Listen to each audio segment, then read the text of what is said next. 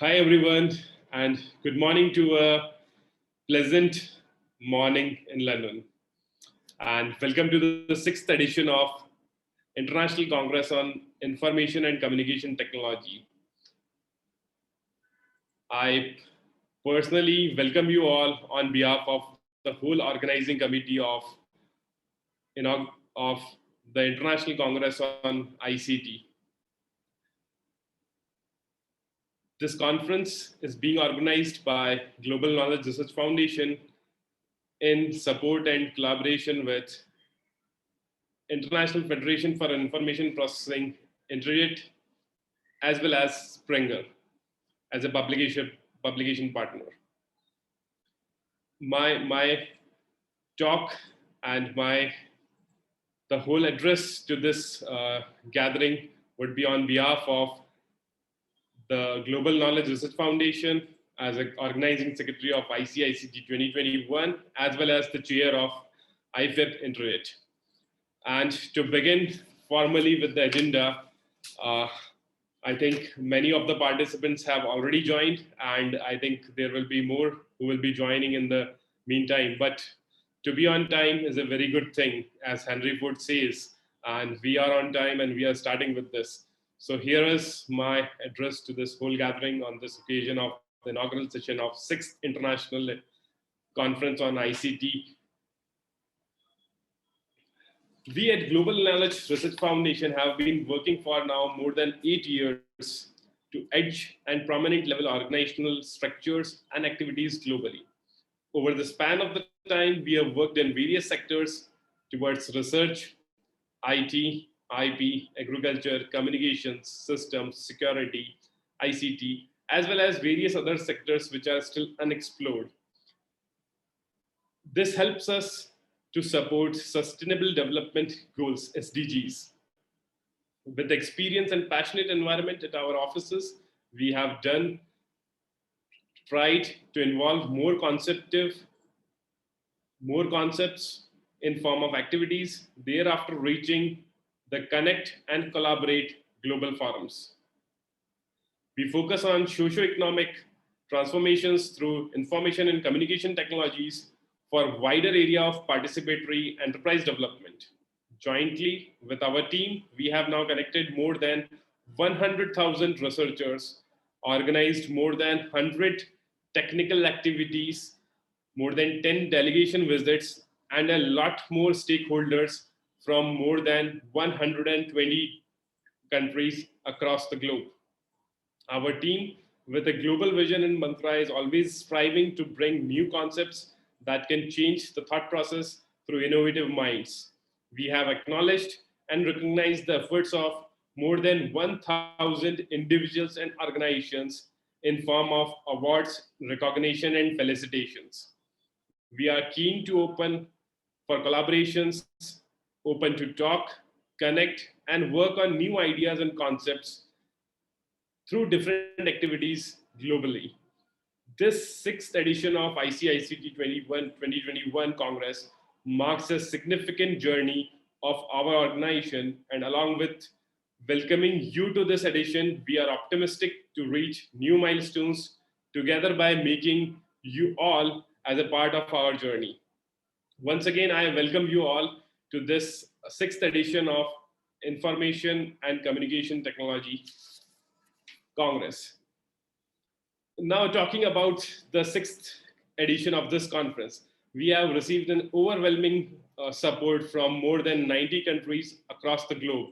And this trust has been not created overnight, but it has took years for people across the world, for researchers across the world to believe in the conference and to make them a part of this conference. I can see many of the faces who are live here who have been attending these conferences regularly. I think some of them are for 2 years, 3 years. This is unfortunate that we are not able to meet it physically for this conference at London, where the venue should have been the Brunel University like it was previously. But I appreciate the efforts that you all have made it to this inaugural session, irrespective of the time zones. I think from dusk to dawn, everyone and everywhere, the time is different, time zones are different. So I sincerely appreciate the efforts made by all the researchers here to be a part of this inaugural session.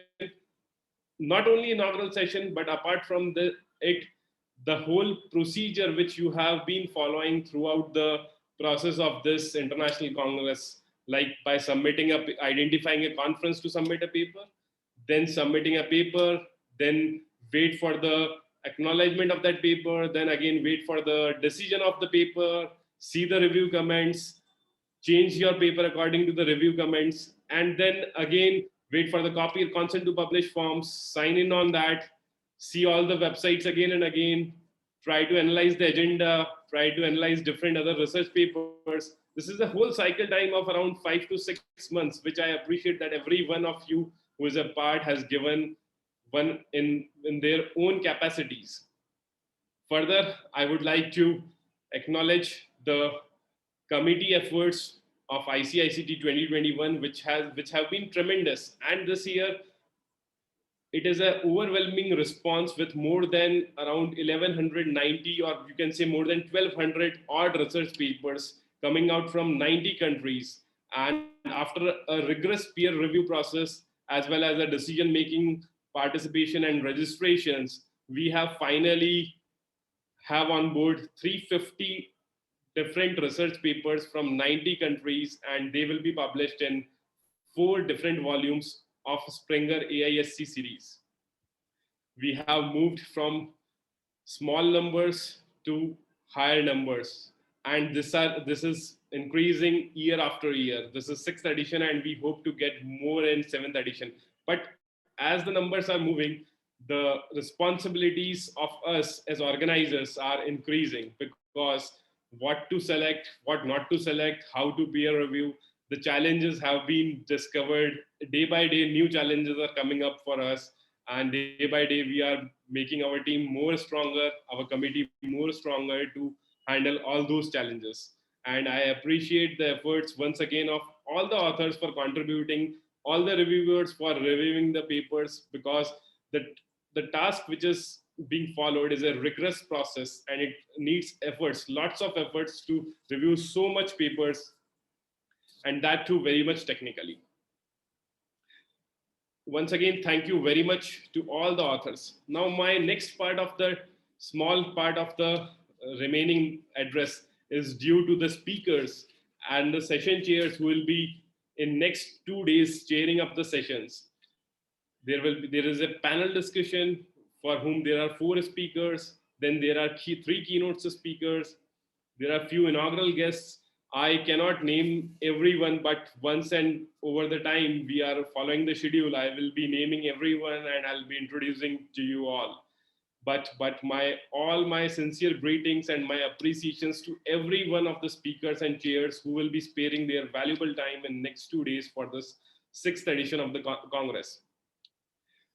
The technicals, the whole number of papers, like I say 350 papers. So all the 350 papers or near to that 350 papers will be presented in 42 different technical sessions, which will run 6 sessions in parallel.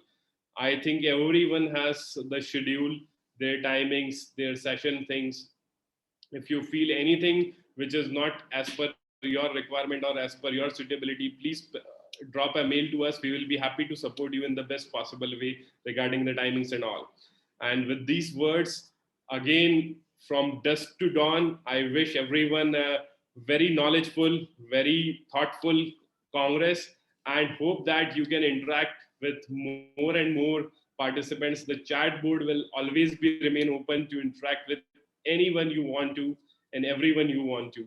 So with my best wishes, I now welcome the next speaker for this inaugural session, Professor Mike Hinchey, who is a great collaborator of us from a long time and the president of International Federation for Information Processing, organization by UNESCO, found 60 years back, and we are celebrating the 60th anniversary in this current year.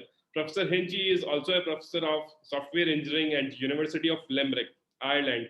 Prior to joining LERO, Professor Hinchey was director of the NASA Software Engineering Laboratory. He continues to serve as a NASA expert In 2009, he was awarded NASA Kelly Award as Innovator of the Year. Professor Hinchi holds a BSc in Computer Science from University of Limerick, an MSc from University of Oxford, and a PhD in Computer Science from University of Cambridge. He is a chartered engineer, chartered engineering professional, chartered mathematician, chartered information technology professional, fellow of IIT, British Computer Society, and Irish Computer Society. He is also the editor-in-chief of Innovations in Systems and Software Engineering, a NASA journal, and a journal of Brazilian Computer Society. He also holds the charge of the president of Irish Computer Society, and we are very happy and keen to have you with us, Professor Henchi. And over to Professor Henchi for his address. Professor Henchi.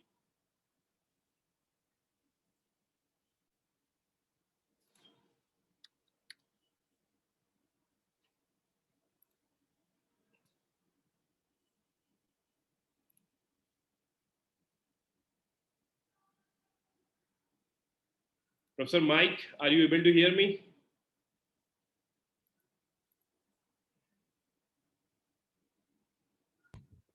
It wasn't letting me unmute. No worries. Now you have. Can you see my slides? No, you can just. I just have to share again, I think. Yeah. No problem.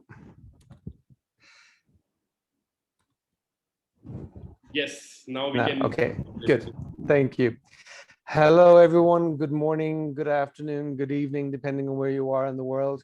And thank you to Amit and to everyone involved in the organization. It's very ambitious to have such a large event with so many papers and so many parallel sessions in such an online forum as this, which is, as you know, we've been getting used to doing all of these things online and using platforms like Zoom. The advantages of IT in the last year have been phenomenal, and we've all gotten so used to it.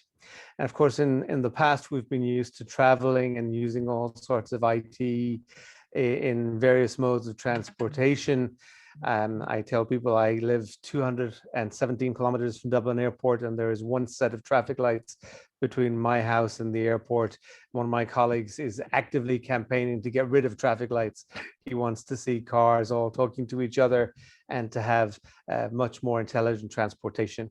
And of course, in the last week, we've seen the first steps to go back to the moon and onto Mars with the landing of the Perseverance robot on the surface of Mars, which will be followed relatively soon by the Artemis mission, which will go to the moon and ultimately bring humans to Mars somewhere down the road.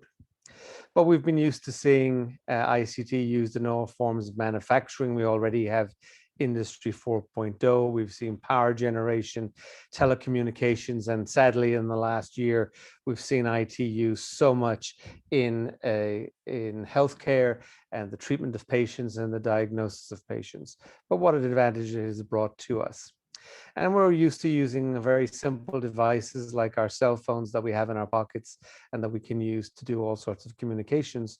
It allows us, we're able to do all sorts of transactions because of IT. So we've been able to keep paying our bills, shopping online, etc. And of course, with the advantage of transactions online comes the disadvantage of cybercrime. And you may remember a few months back seeing messages like this purporting to come from Barack Obama, and several other people were hacked. Similarly, these were not just fake posted messages, these were actually sent from genuine Twitter accounts which had been hacked by various people. Thankfully, the people who would be foolish enough to believe these claims that if you sent them $1,000, you'd get back $2,000 were probably incapable of actually buying any sort of Bitcoin. So therefore it didn't really matter. But the point is that the security breaches were there. But we're in a situation now where we have what I like to call cyber physical social systems.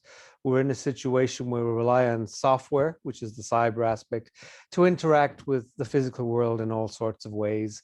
And we also interact with social systems. We interact with our friends and colleagues. We interact with people we've never even met using various types of social platforms. We share our information, we share our medical records, we share our plans and our thoughts, our videos, etc. But ultimately, we're getting to a situation where everything talks to everything, where all our cars talk to each other on intelligent highways, our medical records are available everywhere, our friends know where we are and what we're doing, and we're entertained constantly. The United Nations, as you know, has a number of sustainable development goals, which it aims to address up to the end of 2030. So we've only got about 10 years to go. So there's a lot to be done. And of course, many of these obviously involve IT and ICT, good health and well-being. Of course, we've seen in recent months because of health monitoring and treatment. We can see where sustainable cities and communities would obviously benefit from IT. It's less obvious how gender equality, zero hunger, etc., benefits from IT, but certainly it does. But several of these goals are more obviously IT related than others. The United Nations has what it calls the SDG Pulse, and that is it highlights a number of these sustainable development goals each year that it wants to emphasize. So it published in 2020, it publishes this each July. In 2020, it published calls for support of zero hunger, decent work and economic growth, industry, innovation and infrastructure, required inequalities, responsible consumption and production, peace, justice and strong institutions, and partnerships for the goals, obviously, which is a recurring theme. And this, of course, is all very good. It's surprising that with the countdown to the end of 2030 and in the year that we've had this year, that good health and well-being was not one of the issues highlighted for 2020. But what it does say about the good health and well-being sustainable development goal is that we'll have health monitoring via emerging technologies, and all of these are IT based, remote contact diagnosis and treatment, and we've seen that, of course, for many months now, population and disease monitoring, where we prepare for disease outbreaks. Sorry, somebody's cut me off.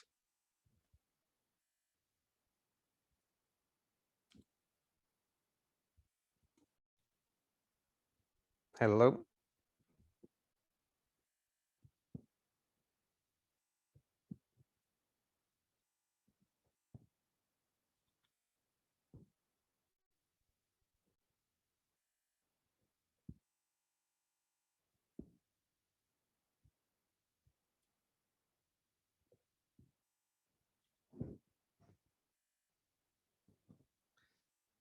So population and disease monitoring.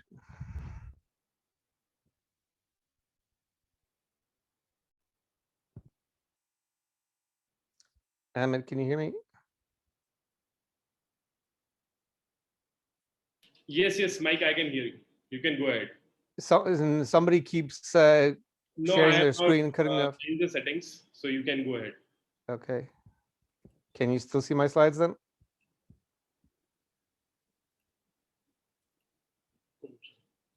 No, not yet, but you can start now. Yes, now we can. Now you can see it. Okay, good. So we've been, the intention is that IT would be used for population and disease monitoring, which of course involves preparing for disease outbreaks, as we've seen, identifying symptoms, following established treatment protocols, and performing remote diagnostics. And of course, we've seen all of these things happen in the last few months. And of course, we can use all sorts of IT to help us analyze trends, predict where there are problems, where there are issues, where things will get worse. And much of this is based around the humble smartphone that many of us have in our pockets or possibly in our desks right now.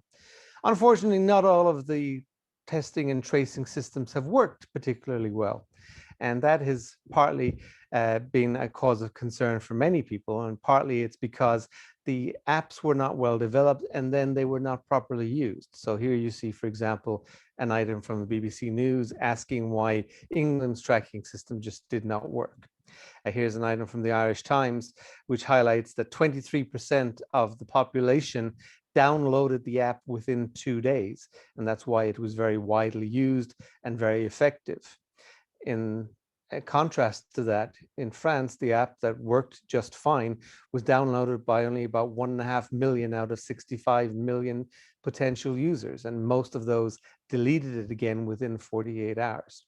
So this is why the use of the technology has meant that the tracking was far more efficient and far more effective, and that's why the Irish system has become the basis of an open source version of tracking software that has been used around the world.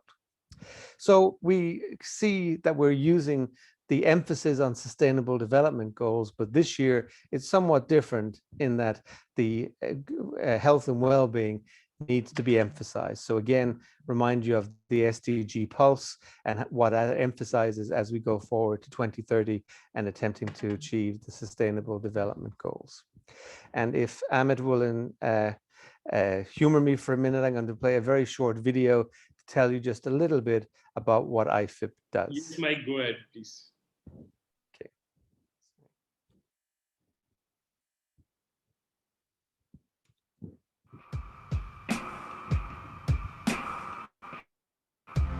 IFIP is the global federation of ICT professional societies and associations committed to advancing professional and socially responsible applications of technology. Our members are ICT professionals, researchers, academics, teachers, and policymakers who are focused on developing and sharing ICT knowledge and expertise, promoting global digital equity, educating and enhancing public understanding about technology and its potential, and increasing professionalism and professional standards. IFIP runs over 100 events each year to bring together international experts on different ICT-related topics, to share the latest developments, explore possibilities, and discuss issues of relevance to the ICT profession. We're a strong advocate for digital equity and work closely with other global bodies like UNESCO and ITU to promote understanding of the issues relating to technology and to collaborate on solutions to help us achieve the United Nations Sustainable Development Goals. The biennial IFIP World Computer Congress brings together thought leaders from across the globe to share their knowledge and expertise and to discuss emerging technology issues. While our World IT Forum event, or WIT4, is specifically focused on identifying ways to enhance access to technology for developing nations to enable them and their citizens to play an active role in the global digital economy. Our International Professional Practice Partnership, known as IP3, is the leading group driving professional standards for technologists around the world, and it was responsible for having the importance of professionalism as a key enabler of the United Nations Sustainable Development Goals recognized and discussed at the United Nations.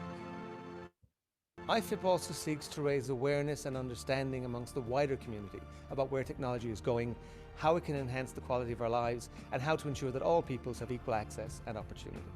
We are uniquely positioned to achieve these outcomes through our global network of technical committees and working groups that bring together experts in different fields to share and enhance their knowledge and to focus attention on key issues relating to technology. Our members have access to the biggest network of technical experts in the world, enabling them to form valuable connections, grow their knowledge and skills, and contribute to the development of new insights and global standards for ICT professionals.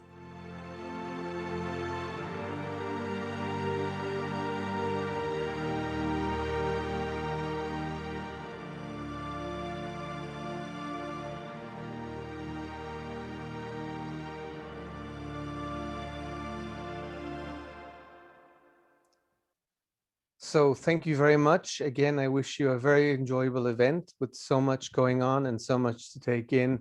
There has to be something for everybody, and I'm sure you will learn a lot. I'm sure you'll have some great interactions with various participants, and I hope you really enjoy the event and especially the keynotes that are coming up. Thank you very much again.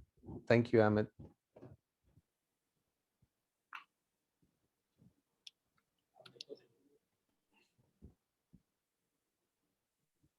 Thank you, Mike.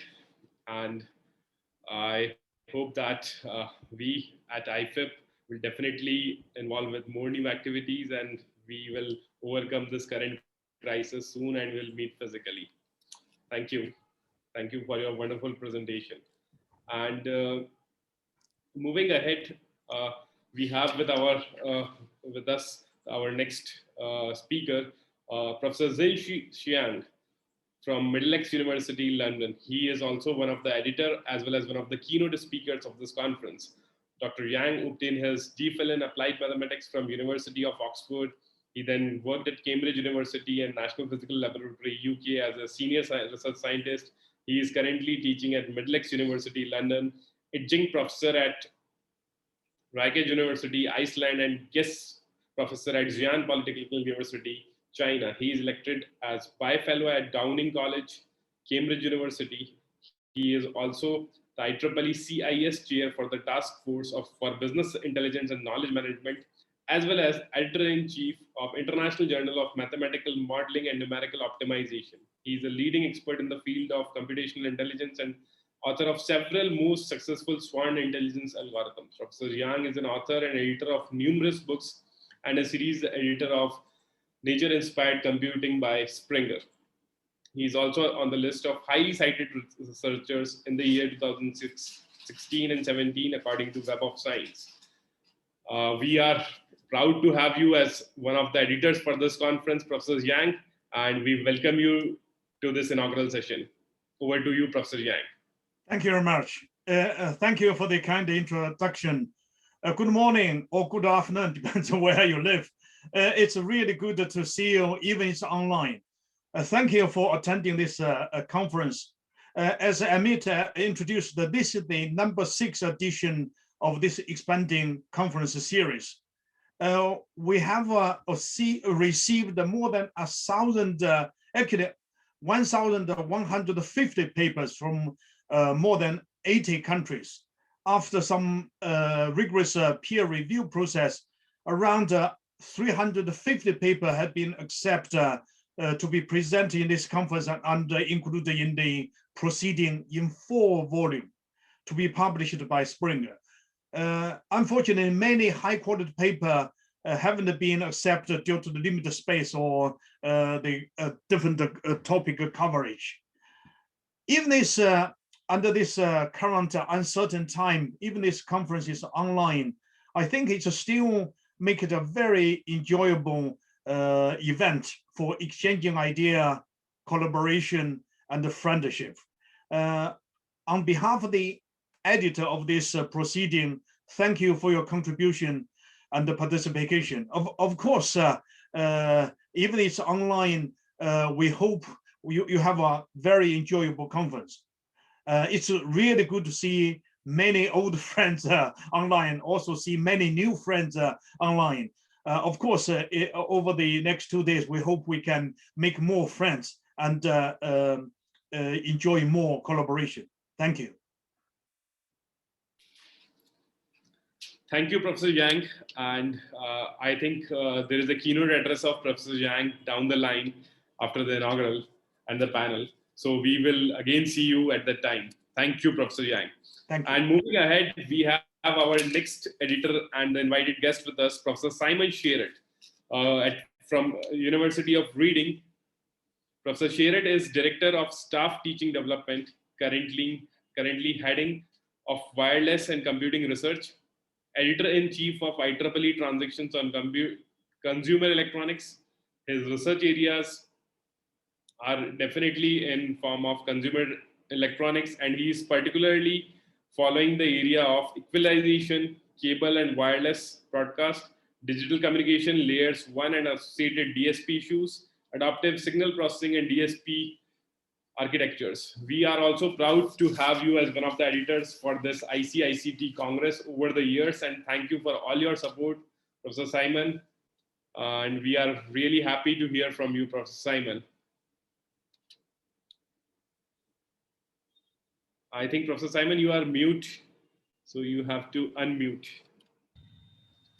There we go. That's great. Takes a little while for the system to unmute. So thank you very much, Amit. And please let me add my welcome to ICICT delegates. I'm one of the conference editors, and I'm very proud to make a contribution in that way. Despite the troubles this year, I note the increased number of delegates to ICICT. even over 200 just signed into this session alone. This is important because research has never stopped. Research continues and continues. Indeed, it is research and development that will enable the global community to recover from this horrific 12 months that we've had. As a community, we can contribute to the developments in ICT to help healthcare, distribution systems, security, communication, many, many types of systems that we can contribute to. But why? The objective here is to improve education, improve our community, and indeed improve the economy, which is going to be flatlining for the next couple of years at least. So I hope you have a very fruitful ICICT. I hope you improve your networks.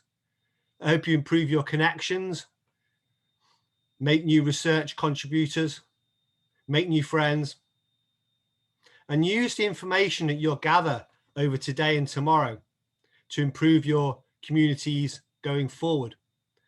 So thank you very much, and I hope you have a great time. Thanks, Simon. And we are really appreciable and proud to have you for over the years edition of ICICT, and we definitely look forward to see you over the time.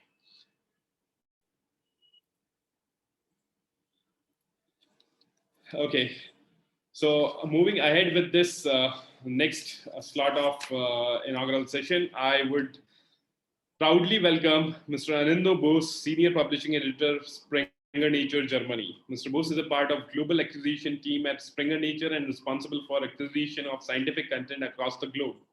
He is responsible for acquisition of content in interdisciplinary applied sciences.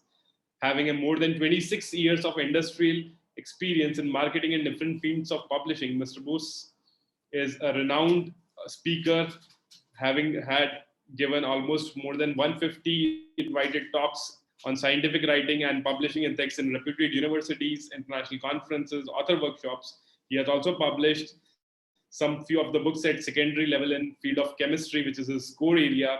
And he's also a member of American Chemical Society, United States of America. We are proud to have you and a long collaboration for this ICICT over 6 years now. We are into 6th edition and published more than 15 volumes in this whole go. And we really thank you for all your support and contributions to make this ICICT more fruitful in publishers' perspective. Over to you, sir, Mr. Bose. Greetings to everyone. I hope you all can hear me. First of all, I would like to congratulate Amit and his team for this wonderful conference. And it is such a pleasure to see that more than 200 people are already there in the inaugural session. And there are so many chat, messages are coming from so many different countries. This is the 6th edition. I fully remember when we had our 3rd edition of this conference in Brunel University. We were, there were 80 odd people sitting over there from 36 different countries. And we were so proud to see that there is such a fantastic participation from different countries. People are coming to this conference. And this year, it's just beyond imagination that we have half of the world, like half of the countries of the world are participating in this particular conference, and such a pleasure. I remember, when we started this similar fashion, every year we do 2 volumes for this conference. So Amit came to me with the proposals. We evaluated and finally we gave approval to them. And after some time, again, the team came back to me and they said, so we already have 700 submissions. Should we stop it? Or should we keep it going? What exactly we were supposed to do? Because the biggest challenge is to review all these papers, and just reviewing 700 papers is not easy. You have a big team, you have a big panel, but it's at times it is becoming impossible to handle so many papers. So, I said, I think you are getting a very good response from all over the world. So why not, continue getting papers? Let's not stop the submission. Let us keep it going. So eventually we have more than 1,100 papers, and we have to introduce another 2 volumes. That is, this year there will be 4 volumes coming out and 350 participants. I would love to meet people physically. This online thing is, I don't like online conferences. It is like talking to your laptop. It is not physical meeting people, and physical meeting is very important. I can see my friends over here. Zinshi is here, Simon is here, Jyoti is here, so many people. But we know this pandemic has created a situation. But thanks to ICT, because of that only, this information and communication technology, which is so much improved, that at least we are able to join, meet, and see each other at least virtually. And especially when we started doing these conferences in last year June, everyone, before that, everyone postponing their conferences, and they were not in a position to understand what to do. Then everybody was thinking, let us do online, or do something hybrid or something like that. So we started with Zoom, and the features of Zoom have improved in last 1 year so much that we see each other in such a different way altogether. We can have breakout sessions, we can meet differently. And this year, I think, with so many participants coming from so many countries, they will be able to meet each other for the networking sessions, which the organizers have already kept. And these meetings are very, very important. That is why these physical meetings are so important, that we should meet, we should take this research forward. As Simon said, research cannot stop. It has to continue, and it will continue. So it's a pleasure. And you will hear me in the keynote also, so I won't take much time. And congratulations to the organizers. And it's a great, great congratulations, and happy conference to all the authors. Present your work.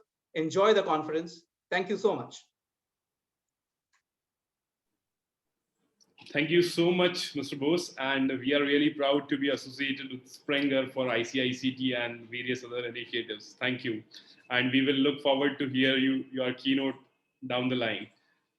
Moving ahead to the next speaker and inaugural guest, we have with us Professor Jyoti Chaudhary, who is a professor of Information Systems at University of Hertfordshire Business Schools. He is into management, leadership, and organization MLO department there. He has previously led System Management Research Unit, and currently is the convener of Global Work Economy and Digital Inclusion Group. She is also the editor-in-chief of Information Technology and People Journal and Association Journal of Business School Grade 3 Journal. She has contributed a lot towards research and has approximately 100 odd research papers to her credit, along with different edited volumes and different edited books. She has been associated with ICICT now for last 4 years since we started this conference in Brunel, and we are proud to have you with us today. Over to you, Professor Jyoti. Well, thank you so very, very much for inviting me this morning, Amit, and also, of course, ICICT 2021. As everyone has said, we've got a very large number of participants today, over 200, and that's really great. That just shows how much the conference is making an impact on different scholars' lives. But also, as everyone is reminded, we've got this remote working going on, and apparently it isn't new normal, but some organizations are saying, no, it isn't. So, for instance, this morning, I've been reading about Goldman Sachs coming out to say, no, it isn't the new normal. But then you've got other organizations out there saying it is the new normal. And what is interesting is, as Amit has said, I come from a social sciences background. So if you take all these perspectives, it's very interesting to note how we are co-creating value from all these new technologies. So these are the disruptive platforms, Zoom and Teams. I'm sure all of you are using them in some way or the other. And so what are the kinds of values that we can get from them? And also, well, what kinds of resources can we get from them? Are they going to be complementary resources? Are they going to be substitutable? And such different kinds of perspectives are being offered to us now because of this new normal. So I know, as everyone has said, research is not finishing so far. In fact, there are new dimensions coming out, and that is the exciting journey of research, which I'm sure you guys will all be sharing with us this morning. And it would really be great to find out more. We've got computer science scholars here. I'm also learning about computer science, and in today's presentation, I'll be talking about that.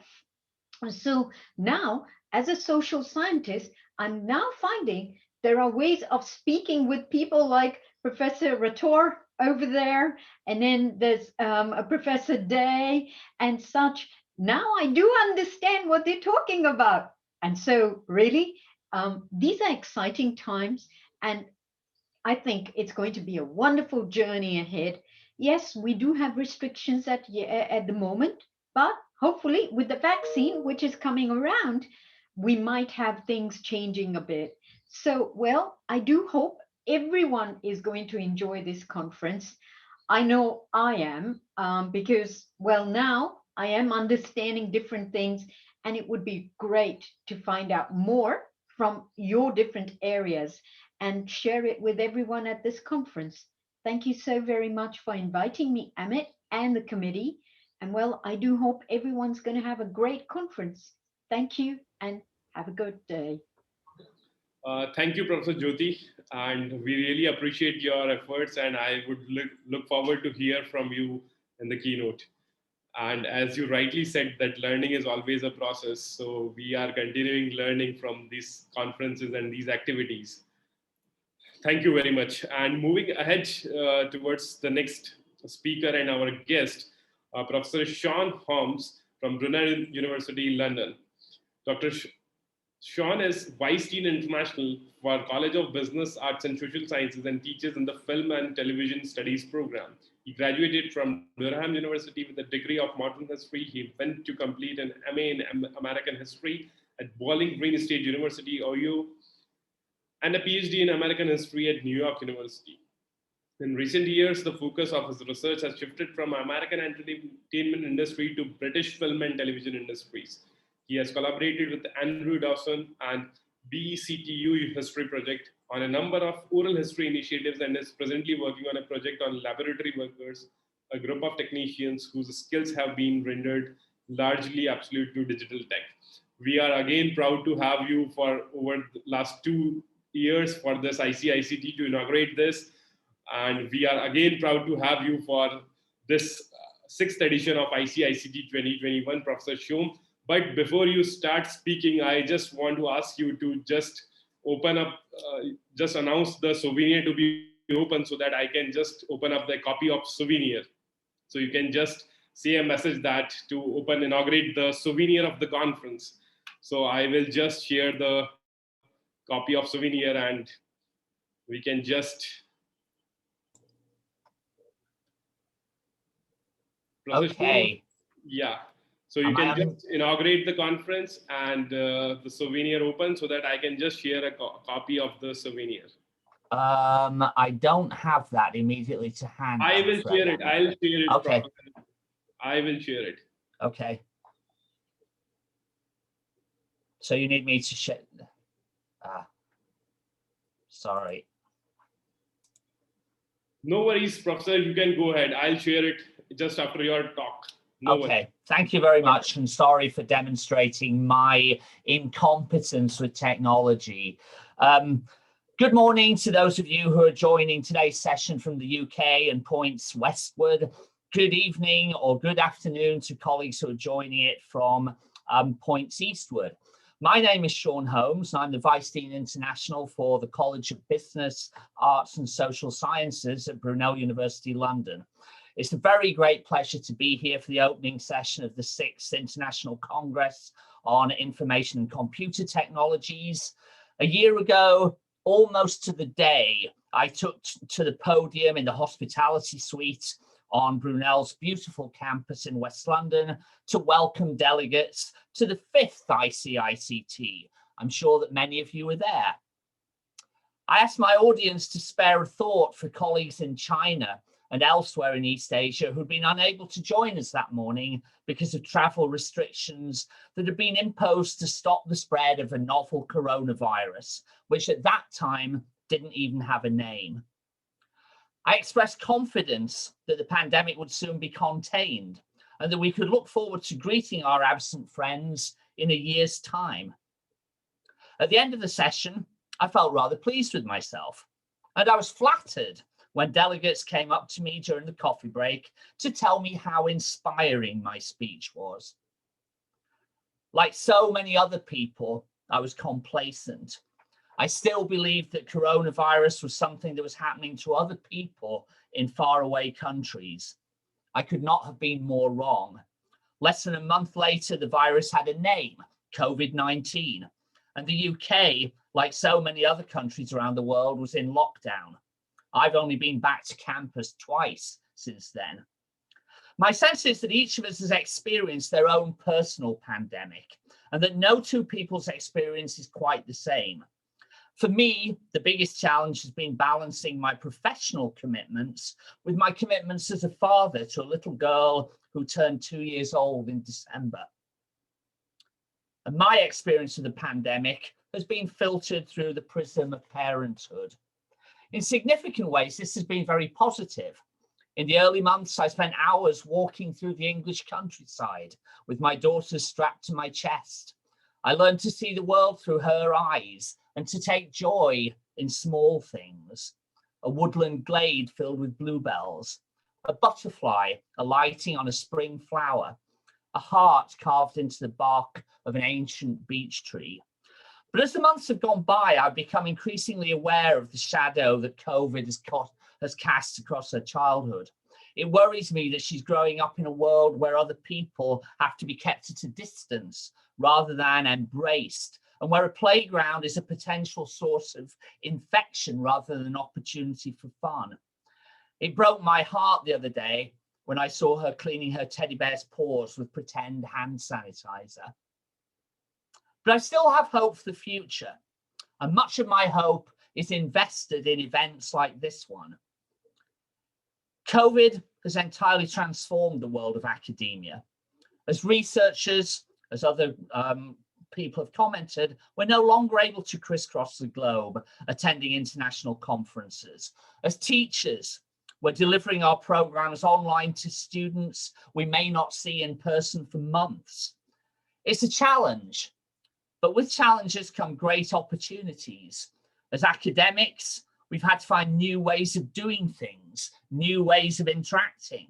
We've become proficient on multiple video conferencing platforms, Skype, MS Teams, Zoom, and for those of us who work closely with Chinese partners, VooV. We've realized that the multifaceted process of international collaboration can happen without any of us having to step outside our home offices. Back in April, I was in despair because I'd been forced to pull the plug on the 3 summer schools that I was planning to run in collaboration with partners in China, India, and Colombia. The realization that most of our exchange programs would also have to be suspended did nothing to lighten my mood.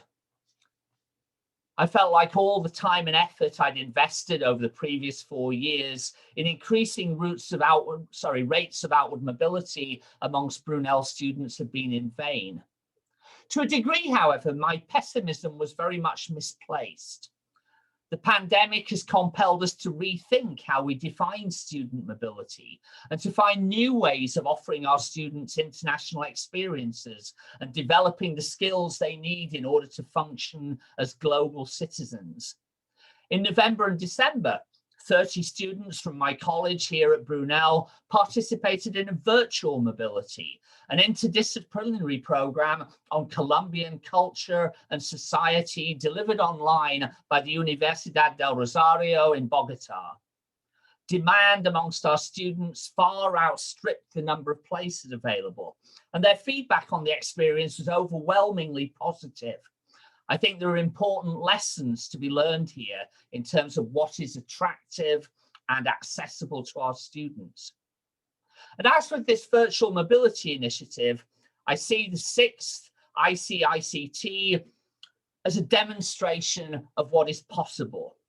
It is through your efforts and the efforts of like-minded researchers around the globe that we will begin rebuilding and reimagining our world for the post-COVID era. Many thanks to you all for your contributions, and I hope that today is a huge success.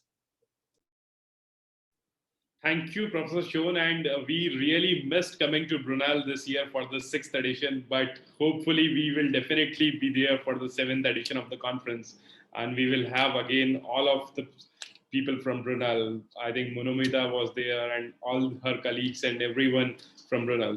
Thank you very much for your time, and before you leave or stop, I would just like to inaugurate the souvenir of this conference. So I'll just open up the slides to, I think your screen is visible. So this is the souvenir opening of this. This is the souvenir for this 6th edition of ICICT Congress, but we cannot give the physical copies this year to everyone. Otherwise, every year we would have been given physical copies. But to highlight what's new in this souvenir, so we have just created some of the glimpses of, some of the glimpses of,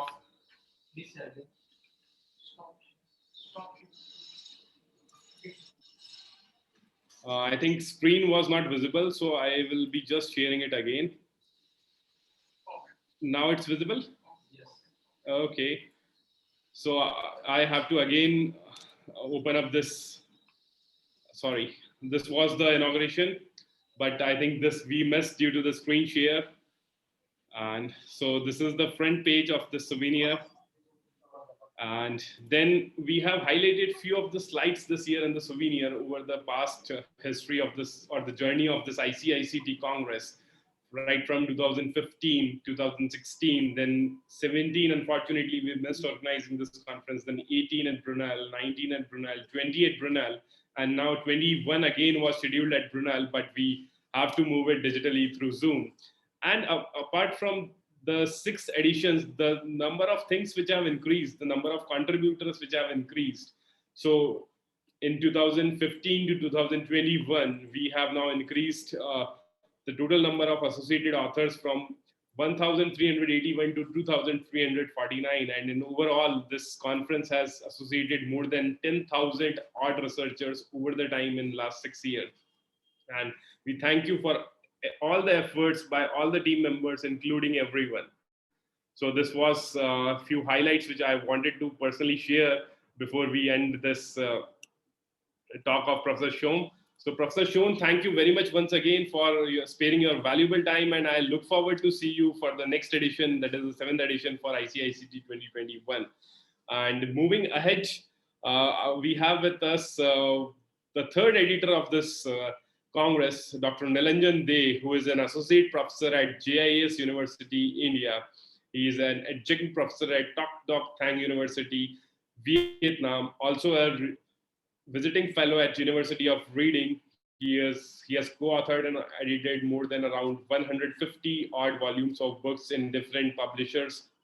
He is also the editor of Springer Tracks in Nature-Inspired Computing, a series by Springer.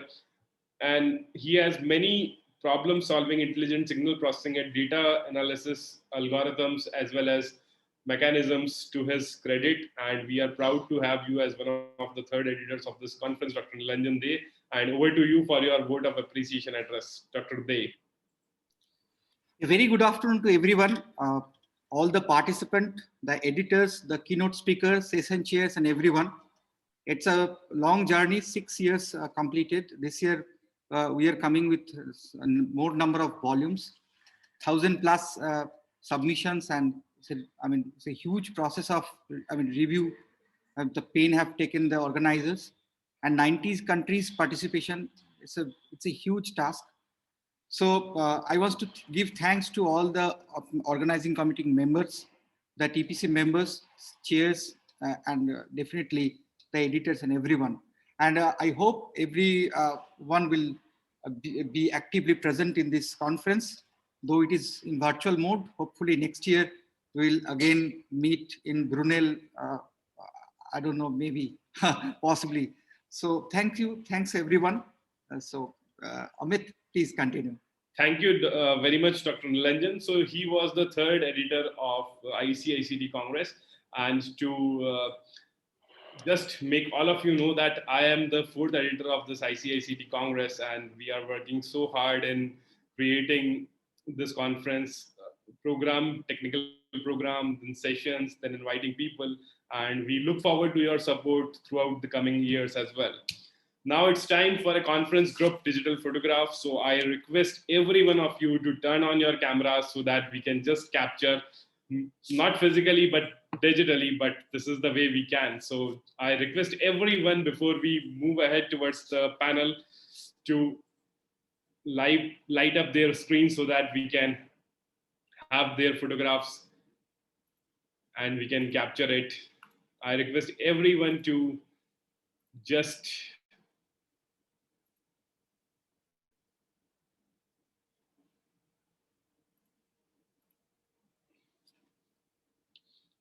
thank you very much. Just few more seconds so that we can capture. Thank you.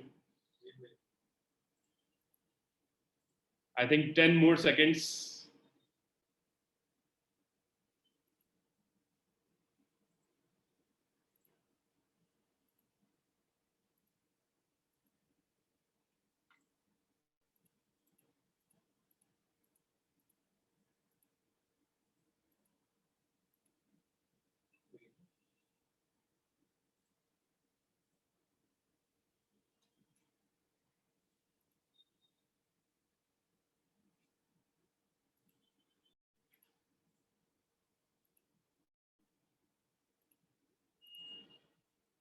I think there are many whose camera is not working, but no worries, that's fine.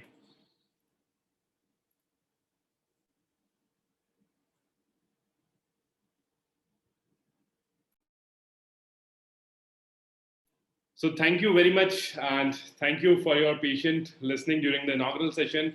And I think it's always good to be on time. So without wasting much time, we will move ahead with the next panel discussion, which is going to be chaired by Dr. Monomita Nandi. So I'll just read out the abstract as well as the theme of the panel discussion.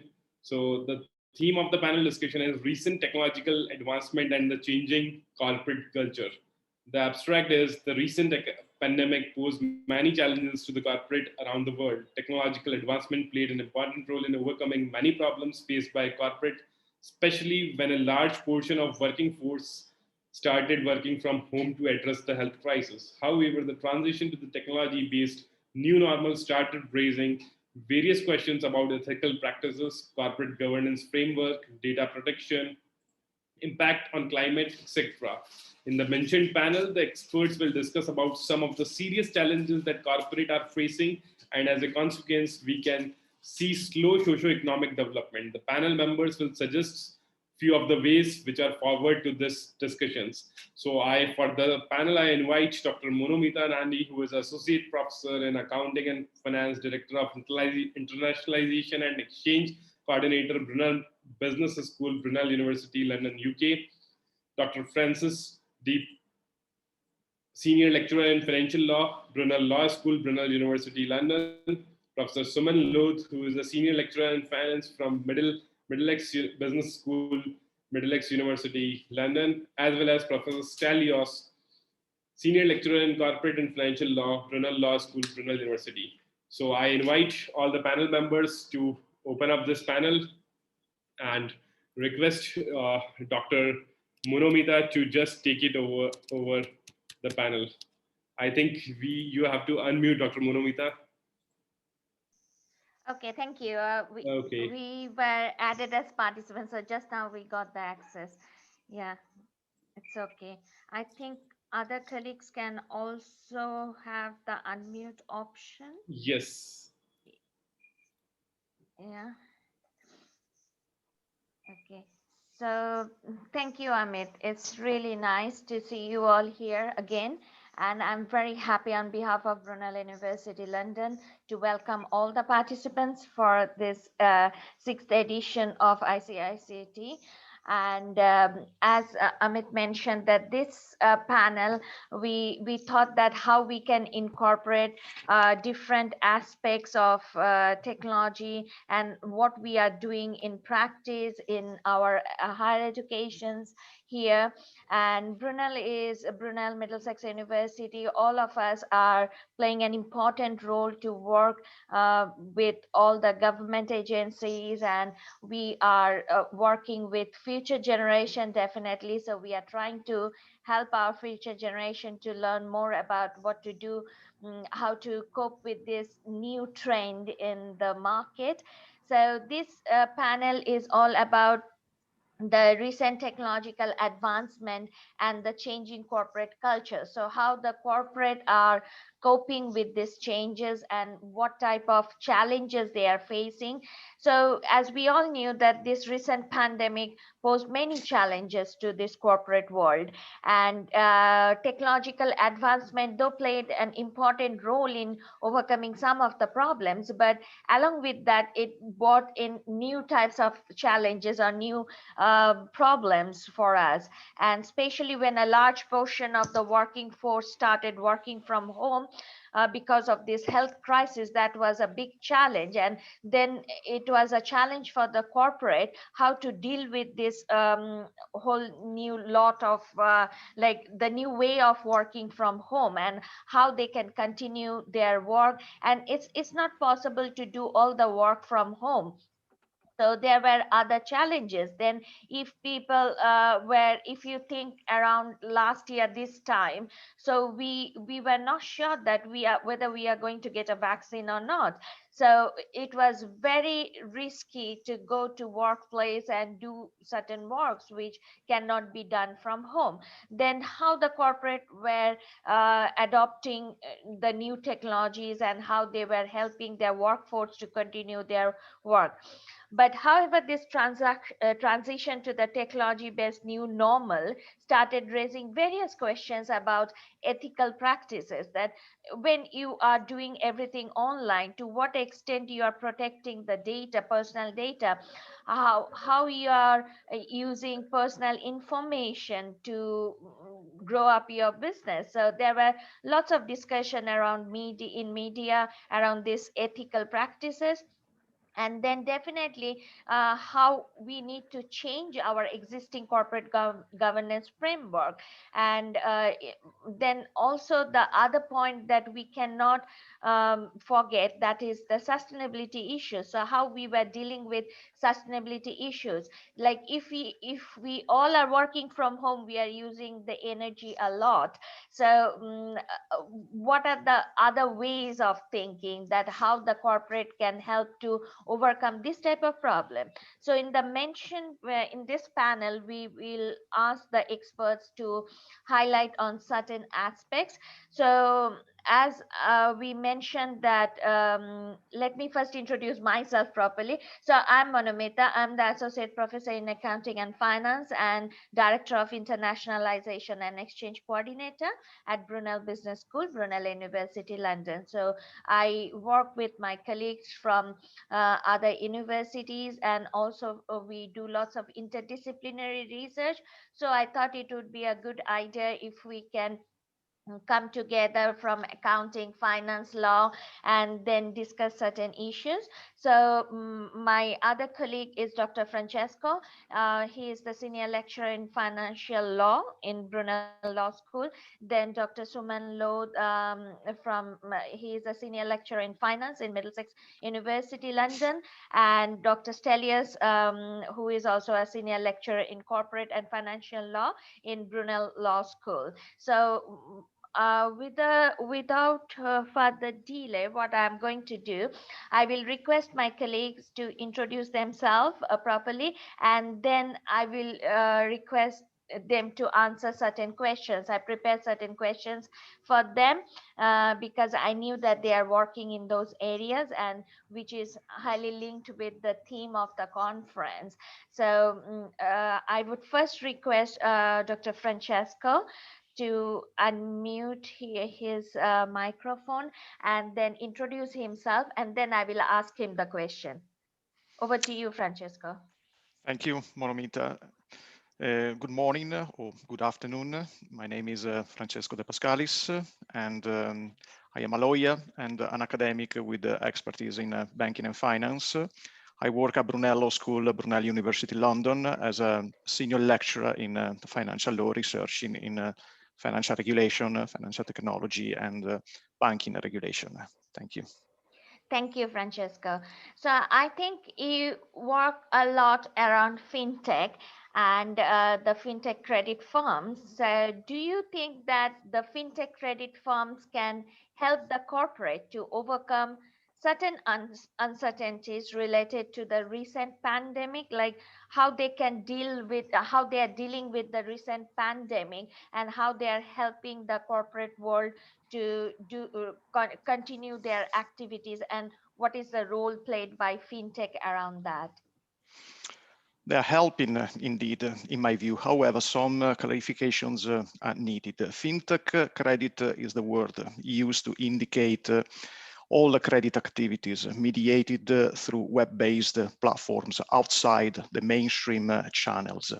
The COVID-19 pandemic and lockdown measures applied worldwide, as we know, have been severely disrupting the global supply chain and creating urgent cash needs across industries. In the UK, the government adopted a package of measures to support small and medium enterprises experiencing cash flow problems. For instance, under the so-called Coronavirus Business Interruption Loan Scheme, CBILS, lenders can invest up to £5 million via lending institutions partnering with a British Business Bank, a government-owned business development bank. We can say that, among those CBILS accredited lenders, lending institutions, as I said, we have high street banks, fintech banks, and fintech credit firms.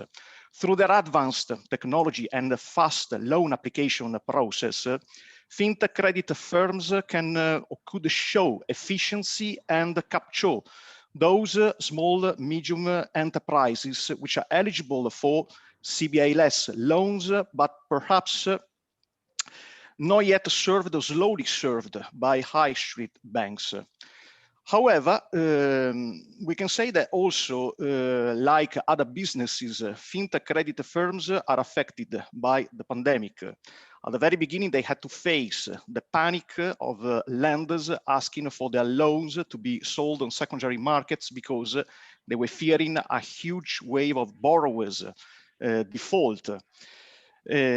Also, among those fintech credit firms that so far obtain accreditation as CBILS, providers partnering, as I said, with the British Business Bank, we have a very few fintech credit firms within this context, and this is due, among other things, to the uncertainties surrounding online lending activities, which are still regarded by regulators as riskier vis-a-vis lending activities provided by traditional financial intermediaries. Consequently, looking at UK perspective, which is a leading fintech credit market, I believe that fintech credit firms, to play a significant role amid the pandemic, they first need to show resilience, which means ability to keep on lending during times of a crisis.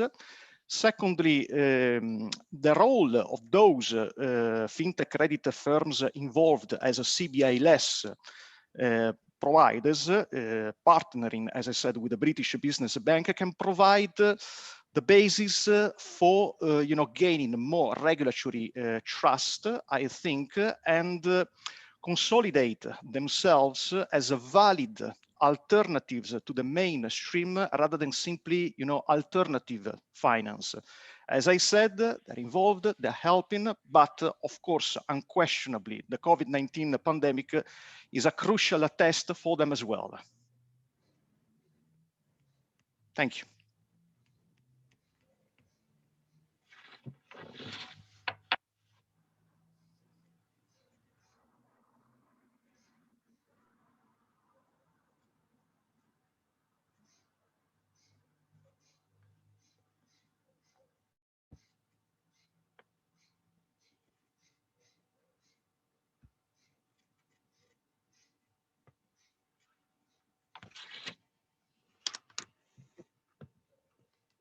Okay. Okay, thank you. Thank you. I think they are having the problem of giving host permission, so they cannot put together all of us. Yeah. Thank you, Francesco, for sharing your thought. Amit, can we get the option altogether?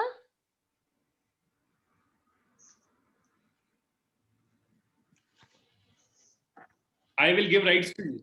I'll just giving it. Yeah.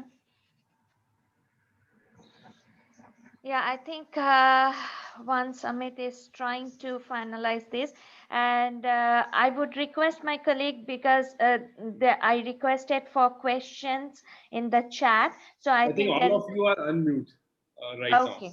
Thank you.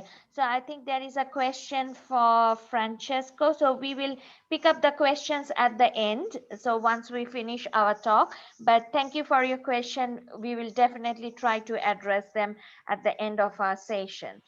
So now I would request Dr. Suman Lod. So if he could kindly introduce himself properly, and then I will pose a question for him. Thank you. Thank you, Manumita. My name is Suman Lod. I'm from Middlesex University, and I also lead the research in my accounting and finance department, as well as I'm chairing the research ethics committee of the business school. So my research interest is in accounting, finance, and banking. And recently I started working on machine learning because I think that it's a new kind of way of moving forward in terms of data collections and data analysis. Thank you. So the question that I would like to ask you, say, what do you think about the blockchain technology? Can it be used by the corporate as a source of funding for sustainable development? Like, I know that you are working on sustainable aspects. So do you think that blockchain technology can be helpful for the corporate to deal with their sustainable goals or their sustainable strategy? Over to you, Suman. Thank you. And again, good morning and good afternoon for many of you. The question has three different dimensions. One is blockchain technology, another is, as you said, raised fund or source of fund, and third one is sustainability. All these three things can be viewed from different perspectives. Engineers can look at it differently. Economists can have different opinions on that. So, but I will try to narrow it down so that I can answer and address and touch upon these issues very briefly within the limited time. Just to introduce what is that blockchain. It is kind of a decentralized database, which kind of people use the word distributed ledger. And the advantage here is it is managed by peer-to-peer network. And many people, they think that this is a very clever combination of cryptography and game theory, which is coming from the from mathematics discipline. So that's why I was saying that it is a wide kind of discussion to address all these things in a short period of time. And when the name comes, a blockchain, the name comes from the way that the transactions are organized into blocks, and then these blocks are linked with a chain. So what's the advantage again? That it eliminates a trusted central entity. So once the transaction is valid or validated, then it becomes irreversible, and it remains secure in the blockchain, and that gives the power for the corporate to allow them to find out the source of fund, and also to manage their funds and their business sustainably. A very typical example of this is we know nowadays Bitcoins. So that also uses the blockchain technology, and then the technology is now extended in a number of different fields, from medical science to engineering, everywhere. I will give you some examples on that in a while. Now, talking about the Bitcoin that I mentioned, there is another platform which is called Ethereum. The difference between Bitcoin and Ethereum, in my view, is that Bitcoin has, of course, very old, and Bitcoin has got a platform where you have got some limited capability. But then later on, they discovered the Ethereum, which has got multiple capability and gives the users much more control on that. And because of these new currencies are coming, now people are thinking about, okay, we know about initial public offering, IPO, but what about ICO, initial coin offering? And that has changed the way of raising fund again. We think about crowdfunding, here Indiegogo, Kickstarter, but the advantage of this initial coin offering is that these are tradable. For instance, if I think about Kickstarter and Indiegogo, I can invest into that particular investment plan campaign, but my investment is not tradable. However, if I think about that, the digital coin, digital currency, this is tradable. So in a way that both the parties, investors as well as the campaigners or the startup business or the entrepreneurs or innovators, they can raise fund very, very easily, and it is secure. Of course, there is a question of security, and we have different issues on security. That's a different issue, different problem, different issue, different way of dealing with this. The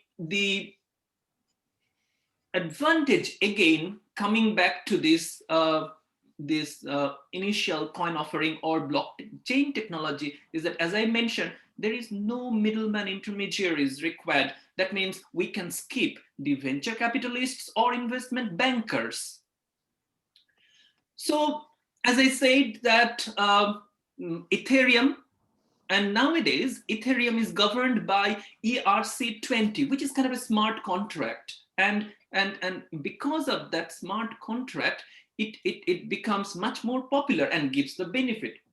So if I focus my discussion here to answer your question, Monomita, that how blockchain can give us some benefit to find out source of fund, and if I think about the entrepreneurs, the startup business, or say green technology, then rather than they find it very useful to raise fund, but also they can build an ecosystem, and that's important in that blockchain technology, because you have the fixed supply, and which is anti-inflationary, which is again good from the stock market funding or maybe from debt financing or so. However, a few issues are there. Of course, when you have advantages, the disadvantages come with this. For instance, cost of verification. Of course, all the information is stored on the system, on the blockchain, but there is a problem of verification. Once it is verified, then you are good to go. And of course, there is another issue called cost of networking. but I know all of you who are listening to me, you are thinking about what about the regulators? This is unregulated market. But I think people are going forward to make it much more logical, much more secure in the coming days, because this is kind of untapped area for the business from my point of view, from accounting and finance discipline, and of course in economics. And some of the advantages, some of the uses here that we can think of is the traceability. We think of our traditional business has shifted from quantity orientation to somewhat scalability, flexibility, standard resolution, and then we also think about not only quantity, it is the quality, because there is a customer satisfaction is there. So and nowadays it is all about sustainability. So this focus of the business is again and again going back to the blockchain technology and its usage, and how we can capitalize that. And talking about traceability nowadays, I know that all of you engineers, that you think about near field communication or RFID or QR code, those can be embedded into this blockchain technology, which can enhance the traceability, which is a concern of a good supply chain management. The other issues, transparency. Of course, you know that blockchain technology can address a question how to enhance the accuracy, because it uses a very clever algorithm. And of course, there are other things called trust, which is again necessary. Digital identity, which is again stored in the system. So all these things can take the advantage of this new blockchain technology to embed with the new business and the existing business. For instance, I can give you an example for VeChain, VeChain, VeChain, which is very well used in the fashion industry particularly.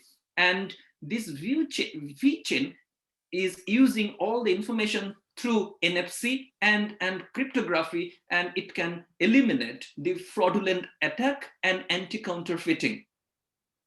The last thing that I can say is, what about our recent pandemic? People are now thinking about vaccine blockchain, because main thing in the advanced country, the data is stored, monitored, and regulated related to the vaccination. But what about other part of the world,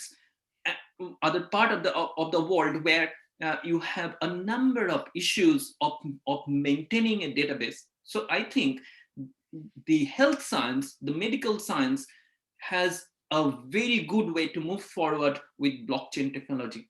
Thank you. Thank you, Suman. Thank you. So I would now request Dr. Stelios to introduce himself from Brunel Law School.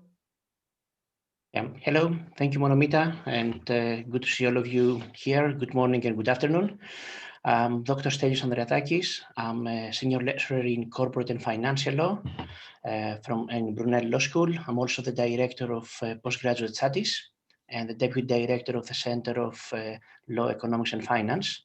So I'm glad to be here, and thank you very much for the kind invitation. Yeah, thank you. As you are working about your work is mainly focused around whistleblowers, so I think this would be something interesting to understand, that how the corporate are following the signals given by the whistleblowers about strict rules related to new technologies, because I can see some good questions coming up in the chat, and one of the question was related to this, that what type of regulation the corporate are following, and when there is a strict rules and regulation, how they should perform. So if you could kindly answer that question. Thank you. Yeah, of course.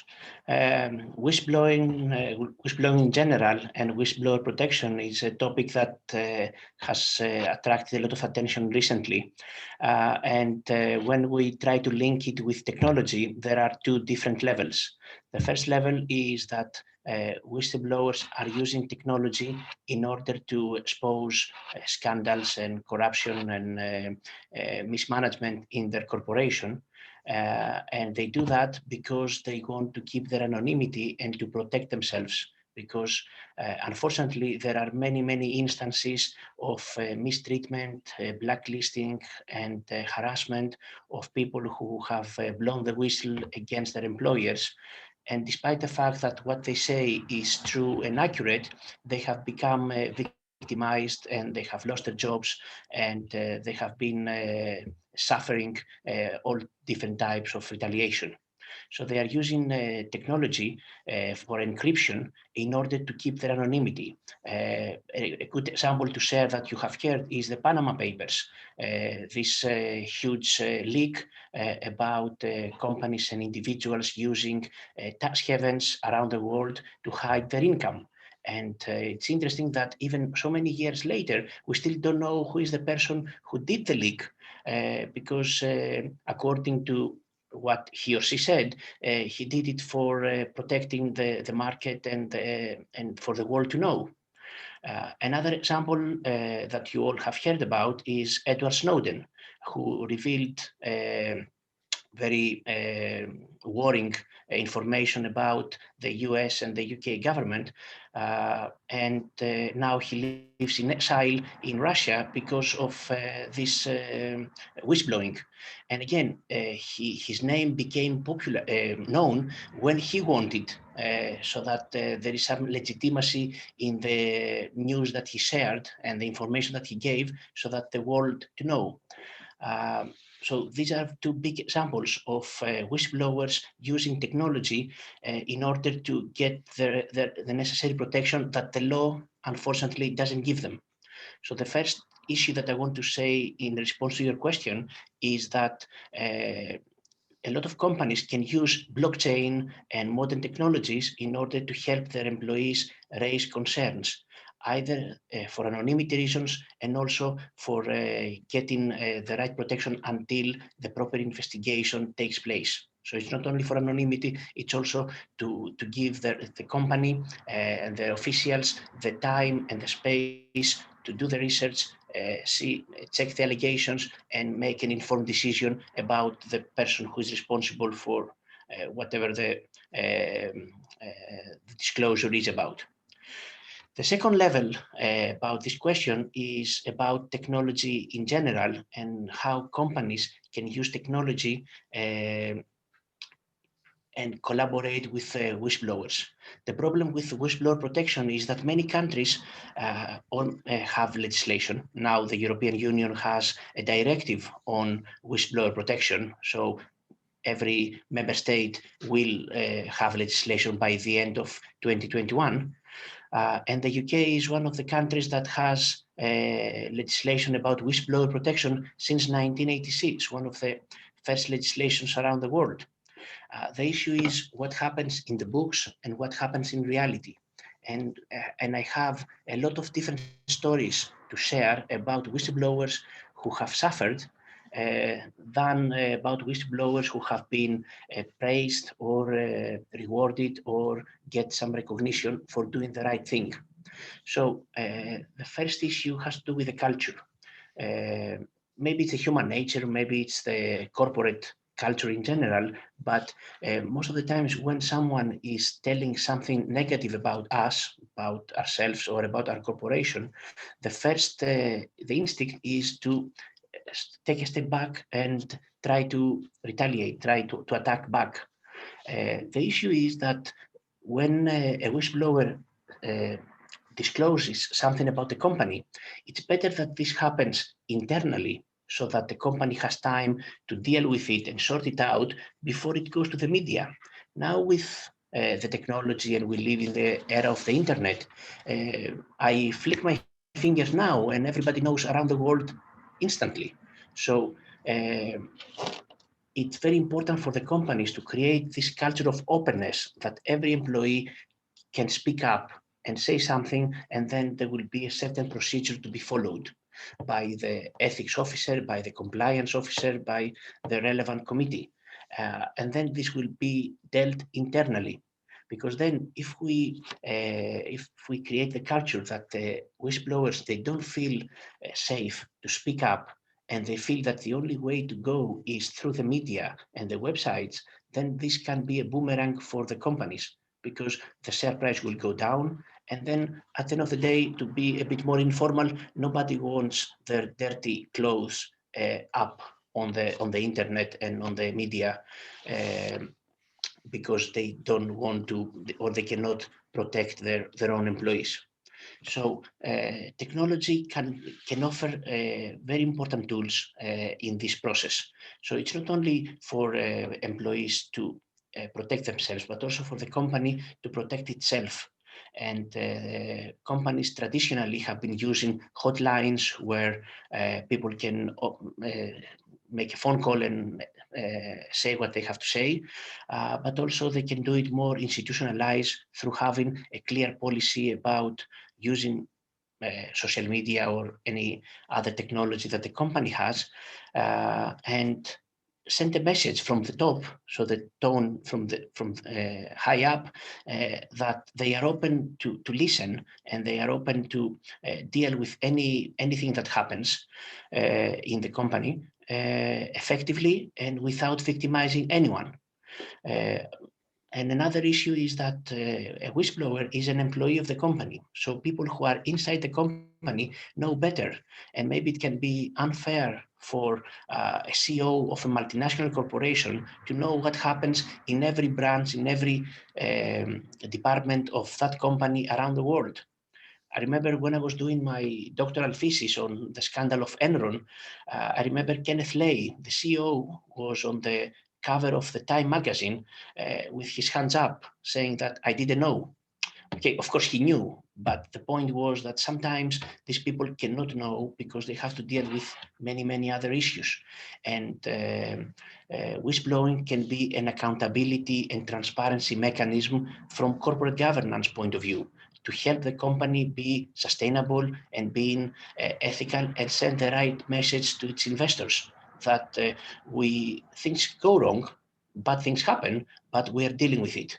By putting things under the carpet doesn't help and doesn't send the right message. So technology can help and can give huge benefits, but in this particular topic, I will be a bit different from my two good colleagues, and I will say that it's more an issue of culture, more than about law, more about technology. And I'm a lawyer saying that. So that's my comment, my answer to your question, and I would be very happy to answer to any follow-up questions from the participants. Thank you. Thank you, Stelios. Thank you, all of you. I know I'm very cautious about the time, so we don't have enough time. So if you can quickly go through some of the questions, like one question for Francesco was, nowadays online financial transactions are you trying to say that is it happening with enough security? So do you think that there is enough security around online transactions? It's a very good question, and saying actually whether it is enough or not enough security, it's really difficult to say that, because we are living in a constantly evolving environment. Also, the COVID-19 is accelerating, digitalization processes, and if we look also, at the European project, the creation, the achievement of an open data economy that will imply a transition from open banking to open finance, for sure, security is an issue, is a crucial issue. So it is difficult, as I said, to say whether currently the level, of security is enough, because, as I said, the environment is constantly changing. But for sure, it is something that we need constantly to monitor. in light of all Thank these you. projects. Yeah, thank you, Francesco. And the next question is for Dr. Suman Lodh. And the question is, since the financial industry is highly regulated, what should be done in terms of wide adoption of disrupted technologies as Bitcoin? If I answer you this way, if I echo what Stelios is saying, I don't know. But we have to find out a solution. And regulation is very, very important here. And you know, people are also talking about dark net, and this is a completely different world where the digital currencies are traded. So there are few issues. One is that as this is decentralized, therefore, whether the regulation would be centralized or again remain decentralized, whether there is a particular organization, just like, I'm not telling about United Nations, but if there is a particular organization which can look into all the different issues across the world, then I think there is a possibility of regulating this market. The other problem is nowadays, as I mentioned in my answering to your question, Monomita, that the investment managers are now thinking, what should we do? Because it is not in their control. Of course, the technology is so advanced nowadays. Everything is related to the internet. And then when we were working on cryptocurrency, and we found that there is no such information related to each of the individual investors, and it is very difficult to track that where the investors are. Of course, the IP address is there, but again, individual ID is also there, but it's very difficult to track that what they are doing. So I think the question is very valid, and we need to think about it. How do we regulate the market? Thank you. Thank you. Stelios, there is one question for you. What do you think is among the biggest challenge for the blockchain technology in the next 3-5 years? This can be a major consideration for those who are venturing into this type of into the blockchain. So where do you see blockchain in 3-5 years time? Is it for me the question, or for Suman? For you. Yeah, for you, Stelios. Okay. Although it's not relevant with my presentation, but I can. What I can answer is that blockchain technology is initially started, and not a lot of people knew about it, and many people had associated with the Bitcoin, or there was a bit of vagueness about it. Later on, it became clear that it can help in pretty much every aspect of our life. Initially, it was expensive, or it was slow, and it was only used in specific applications. But then it's slowly and gradually becoming clear that apart from smart contracts or property transactions, it can give solutions even to law firms, and not replace the solicitors and the paralegals like some people are saying, but definitely to help in the same way that in the 90s or the beginning of this millennium, new software was helping people doing the job more efficiently. So I think that information technology in the law sphere, but also in general, can greatly benefit from blockchain, because it's a decentralized system. It has the potential to be completely uncorrupted, away from manipulation, and can definitely be a tool to help, not to replace anything, not to not to replace the status quo, because then we need to talk about regulation and controls and gatekeepers, but definitely it will be a tool that can make our life much easier and more practical. Yeah. Yeah, just to add to Suman, Stelios, go ahead. just to add to what Stelios was saying, I mentioned a few points in my answering to your question, that transparency, traceability, digital identity. I think if these areas are becoming stronger and much more controllable, I hope that there is a good future of blockchain technology in coming 3 to 5 years. Is that Thank you. answering? Thank you. Thank you both of you. And I think there was another interesting question which I would like to answer. So David asked that blockchain is very exciting, especially in applying it to accounting and contracts. However, the technology behind it, especially for Ethereum and Bitcoin, is not very sustainable, I think, because Elon Musk invested 15 million or so into it, like Dogecoin, which translates into buying computers or servers to mine coins. So here lots of electricity is used. So how truly sustainable is blockchain? So as we all are working around this area, this is a really interesting point that if you see carefully that in different countries, the government are allowing to do some digital transaction through by using this blockchain technology, when they are getting a sense that the service provider or whoever is using blockchain technology, they will use sustainable renewable energies. Like in China, they are having lots of problems in using renewable energy, but still they are trying to use like around, I think, 48% or so. So they are using renewable energy instead of our normal energy and reducing the energy consumption by using this renewable energy. So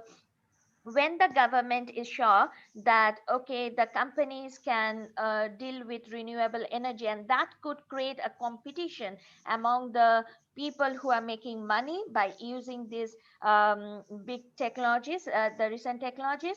So that competition might help the all the companies in the economy to compete with each other to reduce the energy consumption and use high frequency alternative energies. And it is already proved that whatever Tesla was doing was not right, but there are other ways of dealing with it, and people are trying to find out so that they are not identified by the regulators and the media about doing something wrong by using energy a lot. So if they can control their hash rate, if they can control their mining styles, if they can use different computers, and if they keep on changing the computers and use the recent computers, that will allow them to reduce the consumption of energy, and that will help the company to be more sustainable. So that is one way of thinking about how to make those things sustainable, and then use that for good purposes. Okay, it's not only that whenever there is a blockchain technology happening in some areas it is bad, it can be used for also good purposes. So thank you very much, all of you. And I would I think there are one or two more questions. I will reply you in the chat. And I know that we are overrun for 4 minutes. So I would wish you all the best, and thank you for this excellent questions. It was a really interesting interactive session, even when we are on virtual mode. So I wish you all the best, and I hope that you will enjoy these 2 days completely. And I would wish all the best to ICICT for hosting this session. Thank you very much. Thank you very much. Thank you. Thank you. Bye. Bye. Thank you, Amit, and thank you, Nilanjan, for giving this opportunity. Thank you very much. Thank you. Bye. Thank you very much to all of you for your valuable insight on this panel and answering questions of the audience and all. Thank you very much. And I think we will be meeting next year for the 7th edition of this conference in person, definitely at Brunel. Yeah, sure. Definitely. And Amit, you can take away our co-host thing. I think people Yes, are yes, trying to join. I will. No Yeah. worries, no worries. Thank you. Thank you. And See you in other sessions. I will join from time to time. perfect. So moving ahead, I would like to now invite Deepika, who is the coordinator for this keynote sessions, to take over this and to invite our first keynote speaker. Over to Deepika.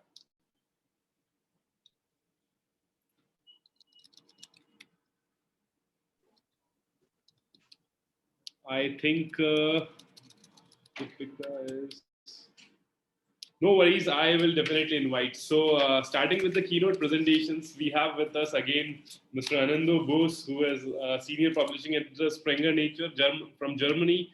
I will not take much time because I have already read out the profile of him, and he has been in collaboration with this ICICT conference since its inception in 2015, and we are really proud of this association. So, over to you, Mr. Bose, for your keynote address. And I think you will have 25 minutes for it. Thank you. Thank you, Amit. I hope everyone can hear me. Greetings to all of you again, wherever you are in the world right now, and pleasure to be here, as I said before. And see, my presentation today, I will just share the screen first. So without wasting any further time, just... Yeah, I think you can see the slides now. Yes, we can. Yeah, okay. See, I specifically I chose this to talk about elements of book publishing. Although in conferences usually I talk about publication ethics, because ethics is something which is very close to my heart, and and for researchers also it is very important. But especially this year, I thought, let me talk about book publishing and what all elements are there in book publishing. The reason behind it, it's last year, in the year of pandemic, what we have realized, I don't know, academicians may be having a lot of time in their hand initially because everything was locked down, and they were not going to their labs, and they were not taking classes. So they had a lot of time, to maybe thinking of writing books. And that is something which has really, taken us aback. And it was like so many book proposals came to us. But unfortunately, we have realized that many authors, they want to write books, but they don't know what are the steps involved in book publishing. They don't know what kind of academic books are there, and there are so many different programs which are available, which they can actually use. So I thought this is a good podium. This is a good place where people from many different countries are participating, and they can approach Springer or good publishers for writing books. So we will speak about elements of book publishing. Before we get into that, I would like to tell you a little bit about the company I work for. I am in Springer for the last 10 years. Springer is an old company. It started in 1842 by the person whom you can see over here, the photograph, Julius Springer. And it started in a small bookstore in Berlin. And in those days, you will find, if you go back and look at the history, that people used to publish their own work. Self-publishing was very much popular at that time. It's not that people used to come to publishers very often. They used to go to conferences. There were no proceedings to publish, and they used to discuss their work, and then they go back and they used to publish their work on their own. And they used to send articles to journals specifically. So in 1842, when this organization started, Julius Springer started approaching many people, many Nobel laureates, and then the journey started. We started with engineering and mathematics, and mathematics is the core of all engineering and computer science, as you all know. In 1924, after the First World War, first time Springer actually expanded their vision and office, and they opened up an office in Vienna. After Second World War, we opened up another office in Germany, in Heidelberg, and that is one of the biggest office. That is the editorial hub of Springer. Maximum number of employees are working there. Right now, you will see the name appears at Springer Nature. This is because in 2015, Macmillan Science and Education and Springer, they had a joint collaboration with each other, and the name is Springer Nature. So Nature is also a part of Springer right now. Nature, you all know, it's a magazine, science magazine, very popular magazine, and people love to publish their work in Nature. Although Nature was initially dealing with mostly with biosciences and medical sciences, but now we are venturing out in energy area, in engineering, in physics, and many different areas where Nature is opening up their journals. So we have almost 10,000 plus colleagues in our company, and we are operating from 50 different countries. Springer Nature is basically an academic publisher. We publish academic books, and we will talk about the types of books later in the presentation. And we are the largest academic book publisher. We publish almost 13,000 new books each year. And these 13,000 new books are from all across research areas. It's from science, technology, medicine, and humanities and social sciences too. Although we started very late with humanities and social sciences, maybe 30 years ago, but in 2015, people who are from social sciences area and humanities background, they know the name Palgrave. Palgrave is a very big publisher in social sciences, and Palgrave is also a part of Springer right now. And we have a very good portfolio of humanities and social sciences. So right now we are covering all research areas which are there, and we are publishing on an average 13,000 new books per year. Now, this number has increased phenomenally last year. This number has increased to almost 15,000, another 2,000 addition. And, we have more than 3 lakh books available on our platform, where you can go and you can actually download them, you can read online. That is one of the most important thing which has really saved us during the time of pandemic, our digital presence. In 1995, we started with digitizing all our content of journals, and 2005 onwards, almost 15 years ago, we started, publishing all books in digital format. So we publish all books in digital format, and that is one of the reason, in spite of the lockdown, in spite of all the problems which were there because of the distribution was stopped and people cannot go and buy printed books, but the digital content was downloaded heavily. In fact, it was so much downloaded that we were not expecting that kind of a download. It is almost crossed 2 billion downloads in the whole year 2020. That's a huge download. So we are one of the pioneers in digital book publishing, and we publish a lot of books in a lot of areas. We will talk about steps of book publishing, what all different steps are involved in book publishing, so that you get the idea how exactly the book publishing works. And before that, before you begin to write or author a book, before even you think about it, there are a few questions you should answer. These are the 5 questions every researcher should answer first before even writing a book, before even initiating anything. The first is, what does your book add to the existing literature? This is very important, because the area in which you are working, you need to know the background, you need to know the literature of your area. So what exactly your contribution to that is important. Why are you the right person to write this book? Why you are writing this book, and why you are going to write, and who all will be basically reading them? Who are you writing for? Your audience. Who are the audience? So if you know the target audience, you know the researchers whom you are writing for, then it is much easier for you to even look for a series or look for a publisher. Where will your book be used, and how are you going to get your book out there? So you need to know the dissemination policies of the publishers. All good publishers, they disseminate books in different ways, mostly in digital form. As I said, that we have our digital platforms. So if you know that, if you go and ask these questions to yourself as well as to publishers, then it will help you to understand the whole network. Then it will help you to work on your book in a much professional way. So let us come to 5 different steps which are involved in book publishing.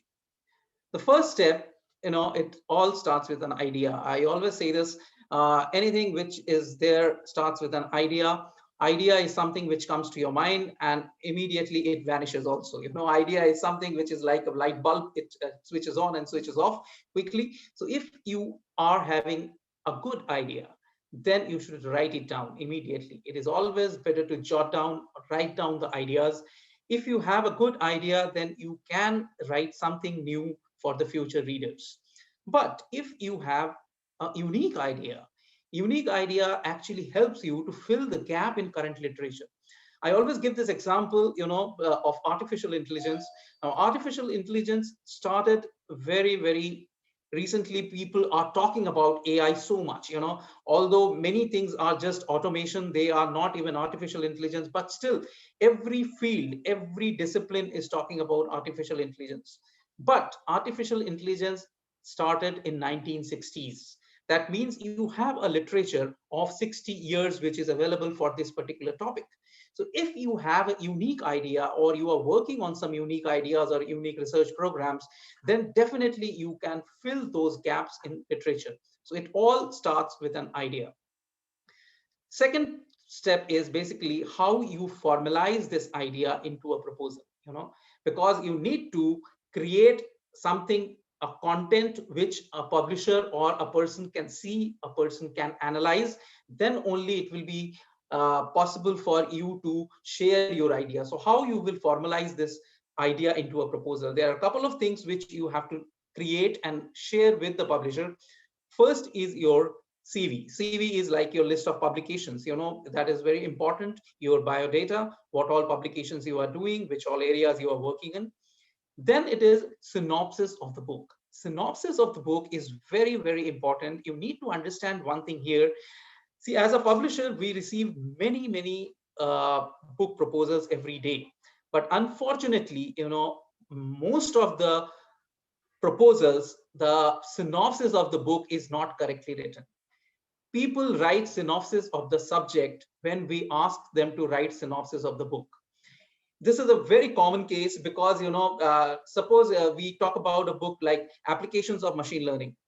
Now, people who are going to read your book, they want to know what kind of applications you are going to discuss in your book.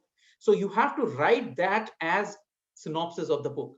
You cannot write the about machine learning as a whole, about as a synopsis of the book. That is not something which people will be actually looking forward to.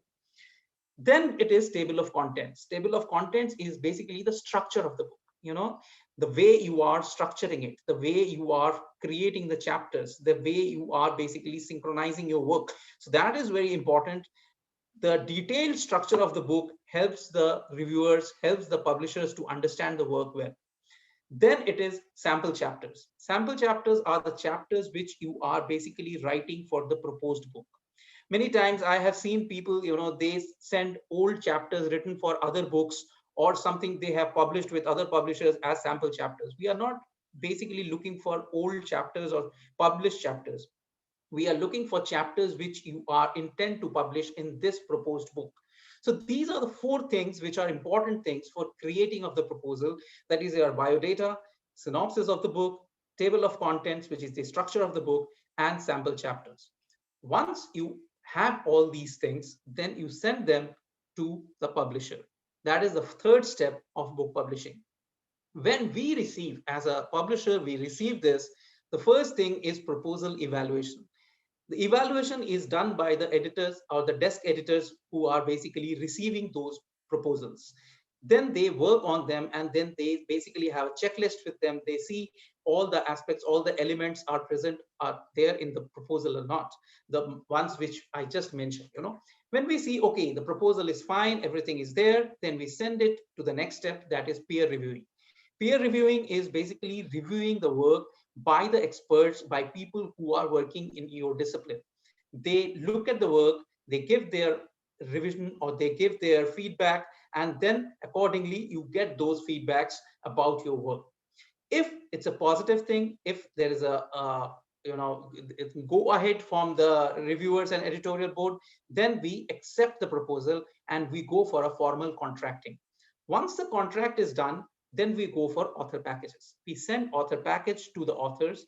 These author packages are nothing but different templates different kind of forms, which are like copyright forms, permission forms, and all these forms.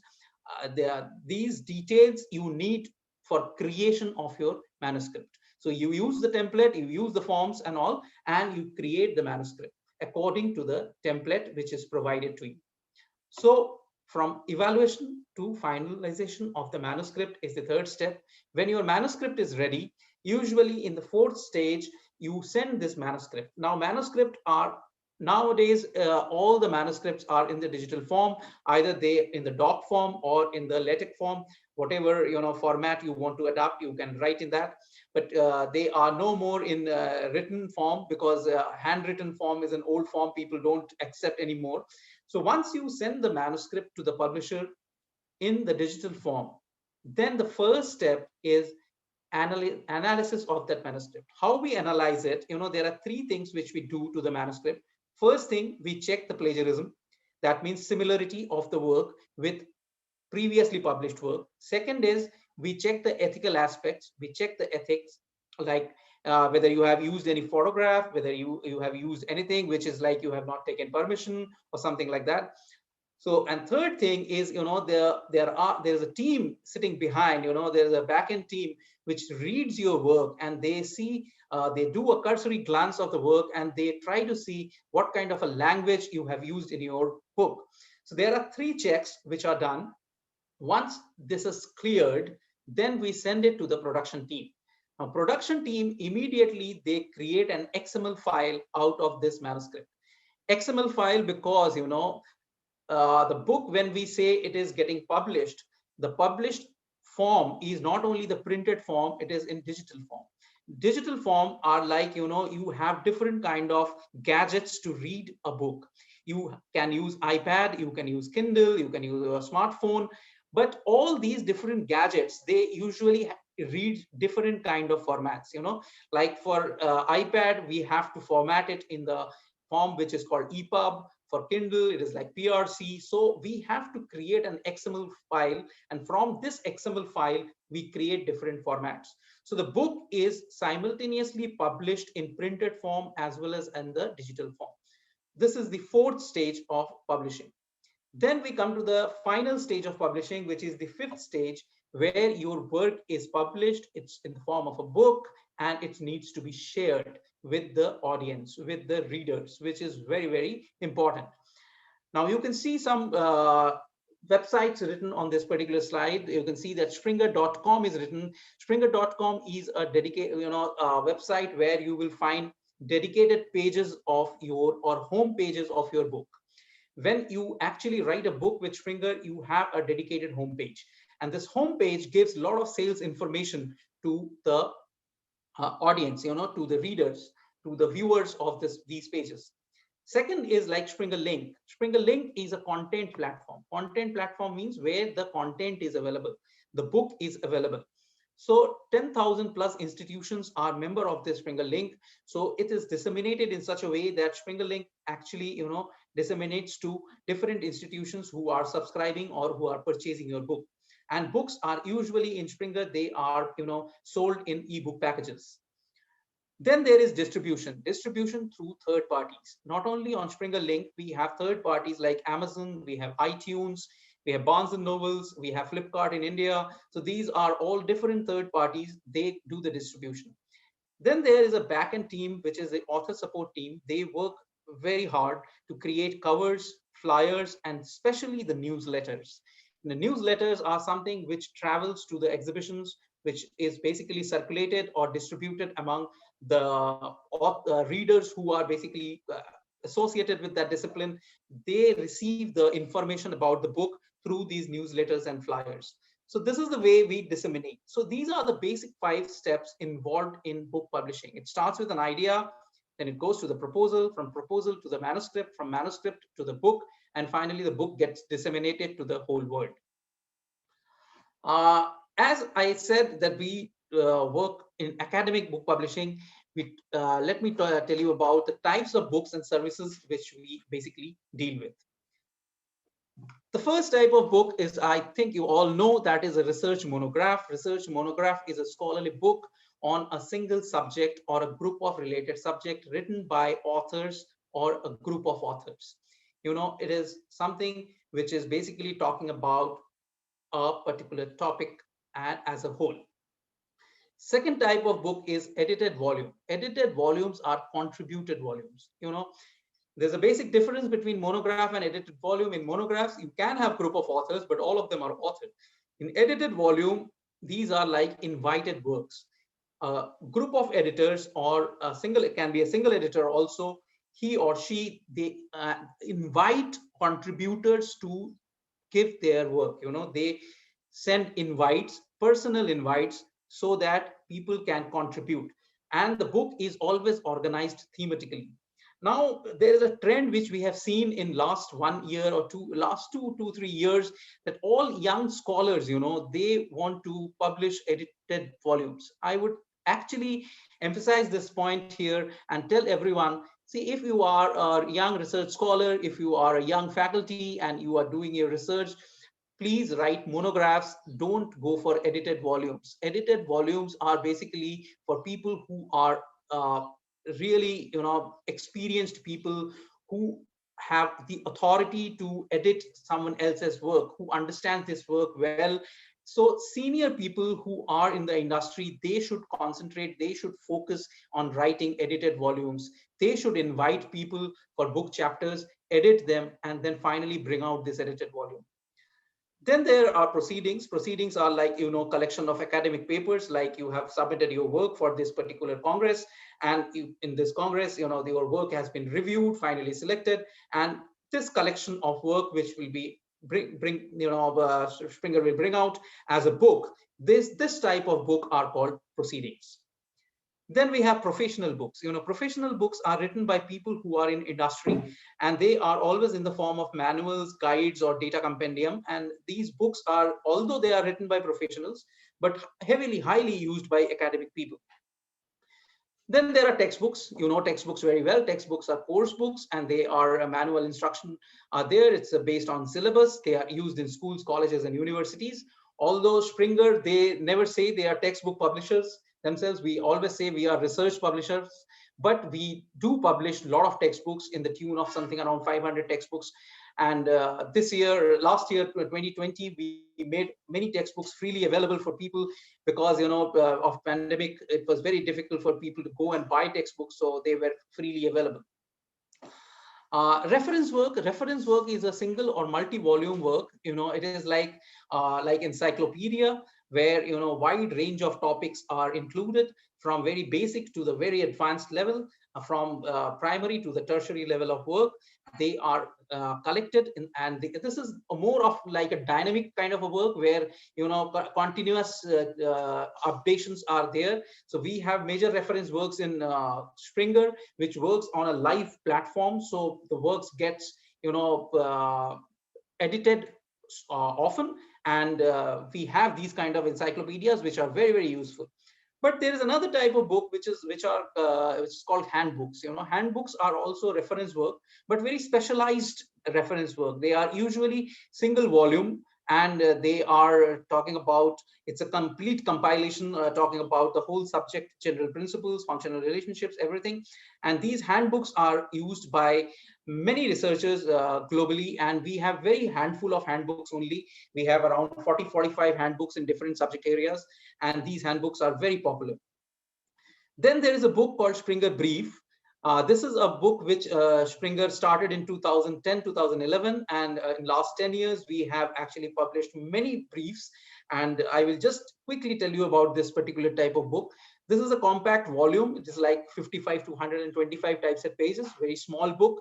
People who are writing book for the first time, or you want to bring out your work quickly, or you don't have time to write a big book, and then you want to write a book which is a small, but you really want to reach your readers, then you can actually publish a book which is Springer Briefs.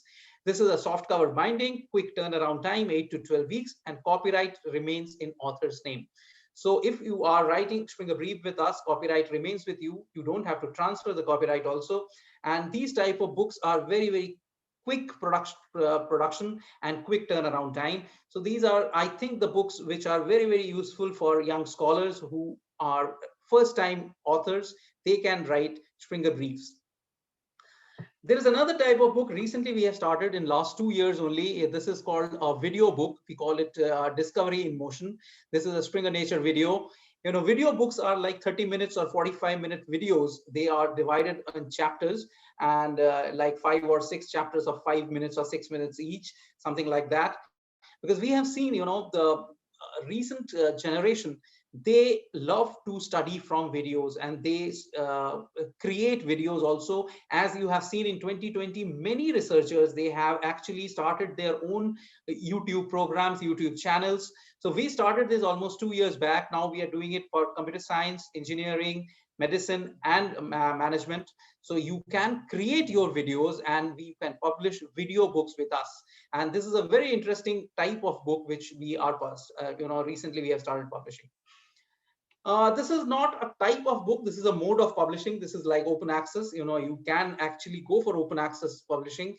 And why open access? Because you can see very well on this slide, it is written that open access books are 2.4 times more cited, 10 times more downloaded, 10 times more mentioned, you know. But there is a catch. This is like a book where there is a BPC is involved, which is called book publishing charges, like author pay model. You know, author has to pay for publishing this book because the content is open. We cannot sell this. It is an open access book. But for people who want to really explore, they want to write open access book, they can go to this particular page on springer.com. This is called OA funding support page, where there are more than 200 funders who are there, and they sponsor different works. You can actually talk to these funders. If they like your work, they can sponsor your work, and it's being an author pay model, but actually funded by some funding body. There is another toolkit which has started very recently, like 6 to 8 months ago. This particular website has started, oabooks-toolkit.org.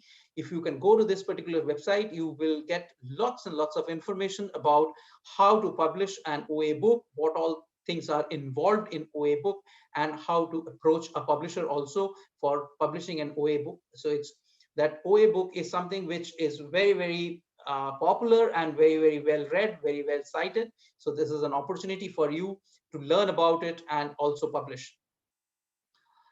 This is a page which is basically talking about book authors and editors. You know, this is a page which is under services. If you go to springer.com, you go to the link services, and under services, you will find this page, book authors and editors.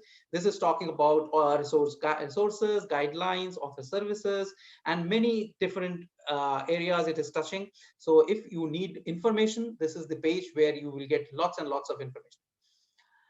ORCID is basically an ID, which is an unique ID given to the researchers. If you don't have it, please go and register, because this unique ID really helps you to get proper citation of your work, proper recognition of your work. So this unique ID should be there for all researchers. So if you don't have this ID, please go and have this ORCID. Before I finish and I conclude, I will talk about 4 books to you. These 4 books, I feel they are very important, and they should be on the desk of each researcher. The first one is basically how to write and publish a scientific paper. This is written by Robert A. Day and Barbara Gastel. You can see the 8th edition image over here. 9th edition is already out, and I think 6th or 7th edition is freely available over internet. This talks about completeness of scientific writing, how to approach a publisher, how to publish it, and all types of scientific paper. So it is very, very important for you to read this book, which you can refer back again and again. This is not a one-time read. Whenever you need information, you can go back to these reference books. Second book is like written by one of the publishers, William Germano. This is like getting it published. This talks about all the nuances of publishing, and like why there is a volume editor, why there is a series editor, why there is a patent, why there is a remuneration, what kind of royalties are there. There are many, many terminologies which you will find in this particular book, and the definitions and how they work. So it will be really helpful if you buy these books. They will help you to refer them again and again and learn many things about publishing. There are 2 more books. I said in the beginning that ethics is very close to my heart, and I really feel that all the researchers should work ethically. There's a book by Sana Liu, textbook of research ethics. This is a good book. And there's another book recently published 2 years back by Valentina Balazs, Dipankar De, and Rajiv De. This is engineering research methodology. So any person who has just started his PhD or is planning to do, or you are in the middle of it, you can go and refer this book. This will really help you to understand the methodologies. Before I say thank you to you and for giving me this opportunity to talk to you, I would say that work sincerely, focus on quality, say no to academic corruption.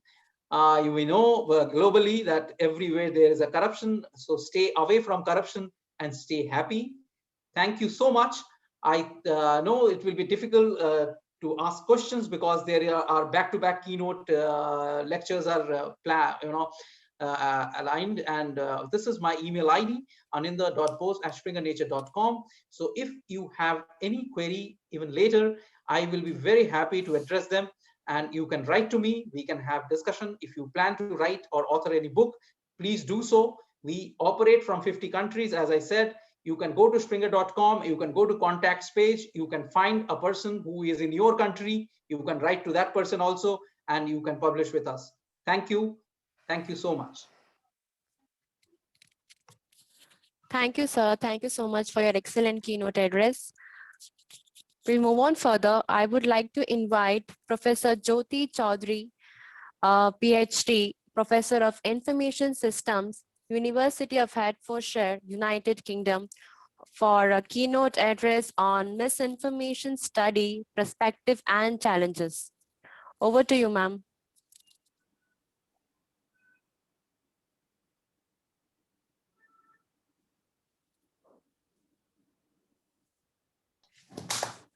Okay, right. Thank you so very much for inviting me. I thought I'd just share my screen. Hold on. There we go. Okay, so thank you so very much for inviting me today, and also for giving me the opportunity to talk about my research. I must say thank you to some of the reviewers who are part of the audience here. So today's presentation, I want to look at COVID-19 misinformation, the classification algorithms, and older adults. So just to let you know, I'm a professor of information systems in the Hertfordshire Business School, University of Hertfordshire in Hatfield, Hertfordshire, United Kingdom.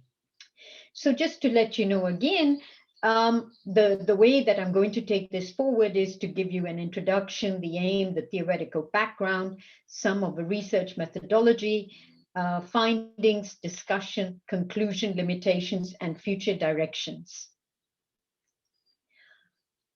Well, all of you might be wondering, so what exactly is the relation of all this to today's conference? So we've got ICTs in there, and ICTs do include the internet, online social networks, also known as social media. So when we're looking at internet access, we do have to consider broadband and internet access. So broadband, which is the high-speed internet. And what we found is that through our research, there is a wide range of knowledge and information being shared. But what we are also finding, and particularly with online social networks and social media, is that we're getting some biases, some ignorance, some prejudgments, and absurdity. For instance, at the moment, there is a lot of concern about the uptake of the COVID-19 vaccine. There are, here in the United Kingdom, concerns about like the ethnic minority adults and children who are not taking on the vaccine. And there are lots and lots of advertisements coming out in TV about go and get the vaccine. And so we do feel that there is some prejudgment going on, some absurdity, because there are rumors such as, well, the vaccine is made from, for instance, if you're a Hindu, beef, so you won't be taking it. And on the other hand, if you're a Muslim or a Jewish person, it's made with pork, so people are not taking it. And what we found is that particularly the World Health Organization has found that there is a pandemic, of course. We are all aware of it. That's why we are all online today. But in addition to it, there is a lot of information that is going around that is false and mixing facts with false information, which is the infodemic. And what we also have observed is that approximately 90% of the internet users, they seek online healthcare information. And well, one of the things is, I talked about broadband and internet access. Well, online social networks, social media is one of the main ways that a lot of the misinformation is being spread. So the information is being consumed using online social networks and social media. Now, when you are considering online social networks and social media, you also have to consider artificial intelligence, which is an artificial creation of human-like intelligence that can learn, reason, plan, perceive, or process natural language. Now, artificial intelligence and online social networks is that we're making sense of data from the natural world where we're using cognition technologies, for example, robotics or speech recognition. So, well, it's that we are using artificial intelligence to understand the tasks that human beings were completing in the past. So say, for instance, now you might be seeing a lot of robots going around where, particularly in places like Japan, older adults are seeking companionship with the use of robots. So whereas before we had human beings giving us company, now we've got robots. Here in Milton Keynes, we've got robots making deliveries to homes in terms of food or even letters. So artificial intelligence is being used to understand all these kinds of tasks. Now, when you're looking at artificial intelligence, you also do find the term classification algorithms. And what we did there is to use the algorithms to separate true from misinformation. And what we found is that there is a gap on how the consumers of all this knowledge, so people like you and me, are interacting with artificial intelligence. Now, a consumer group that is suffering a lot from COVID-19 and just ailments in general are the older adults. And this group is one that is placing a lot of pressure on the National Health Service. But what we have found is that older adults, they place a lot of trust in classic media. Classic media, I mean, there are like the bulletin, the boards hanging out in shopping centers or television, radio, and such. So we identified that there is this gap. And we then formed an aim, which was to understand and explore how artificial intelligence, a cutting edge technologies, algorithms, and older adults, we process the infodemic, the information that is coming around about COVID, prevention and cure. We looked at prevention and cure because at the time, well, there's a lot of information coming out about COVID-19, but we were finding out that there was a lot of information about prevention. So for instance, we got stories about, well, if you drink certain liquids, you would be better protected against COVID-19. So the objectives were to, for instance, investigate the extent to which algorithms can distinguish between information and misinformation related to COVID-19 prevention and cure, where we used supervised machine learning and deep learning. And then once we had that kind of data, we wanted to investigate the older adults' information processing behavior in the face of the COVID-19 infodemic, where we used interviews. So, well, as I said, once we formed the aim, we also had to understand theoretically exactly what are we studying. So we began by looking at the definitions of artificial intelligence, where McCarthy talked about artificial intelligence being the science and engineering of making intelligent machines.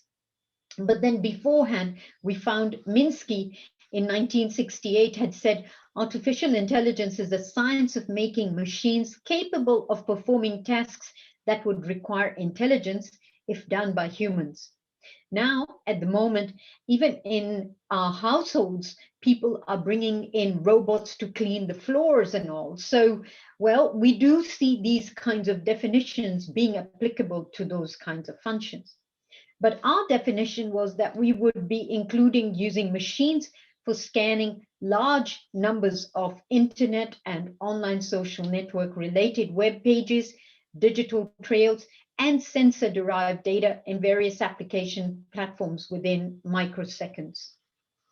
Now, what we also did find is when you are looking at artificial intelligence, you would be looking at capabilities due to the capabilities that are possible due to machine learning.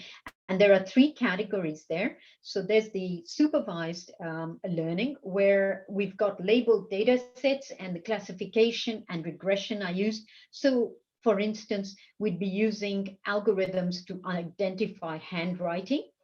Then there's unsupervised, where we'd be establishing patterns for problems whose solutions are either unobservable or otherwise difficult to obtain. And then there's reinforced or reinforcement learning, where we give machines free rein to determine the best course of action in a given situation.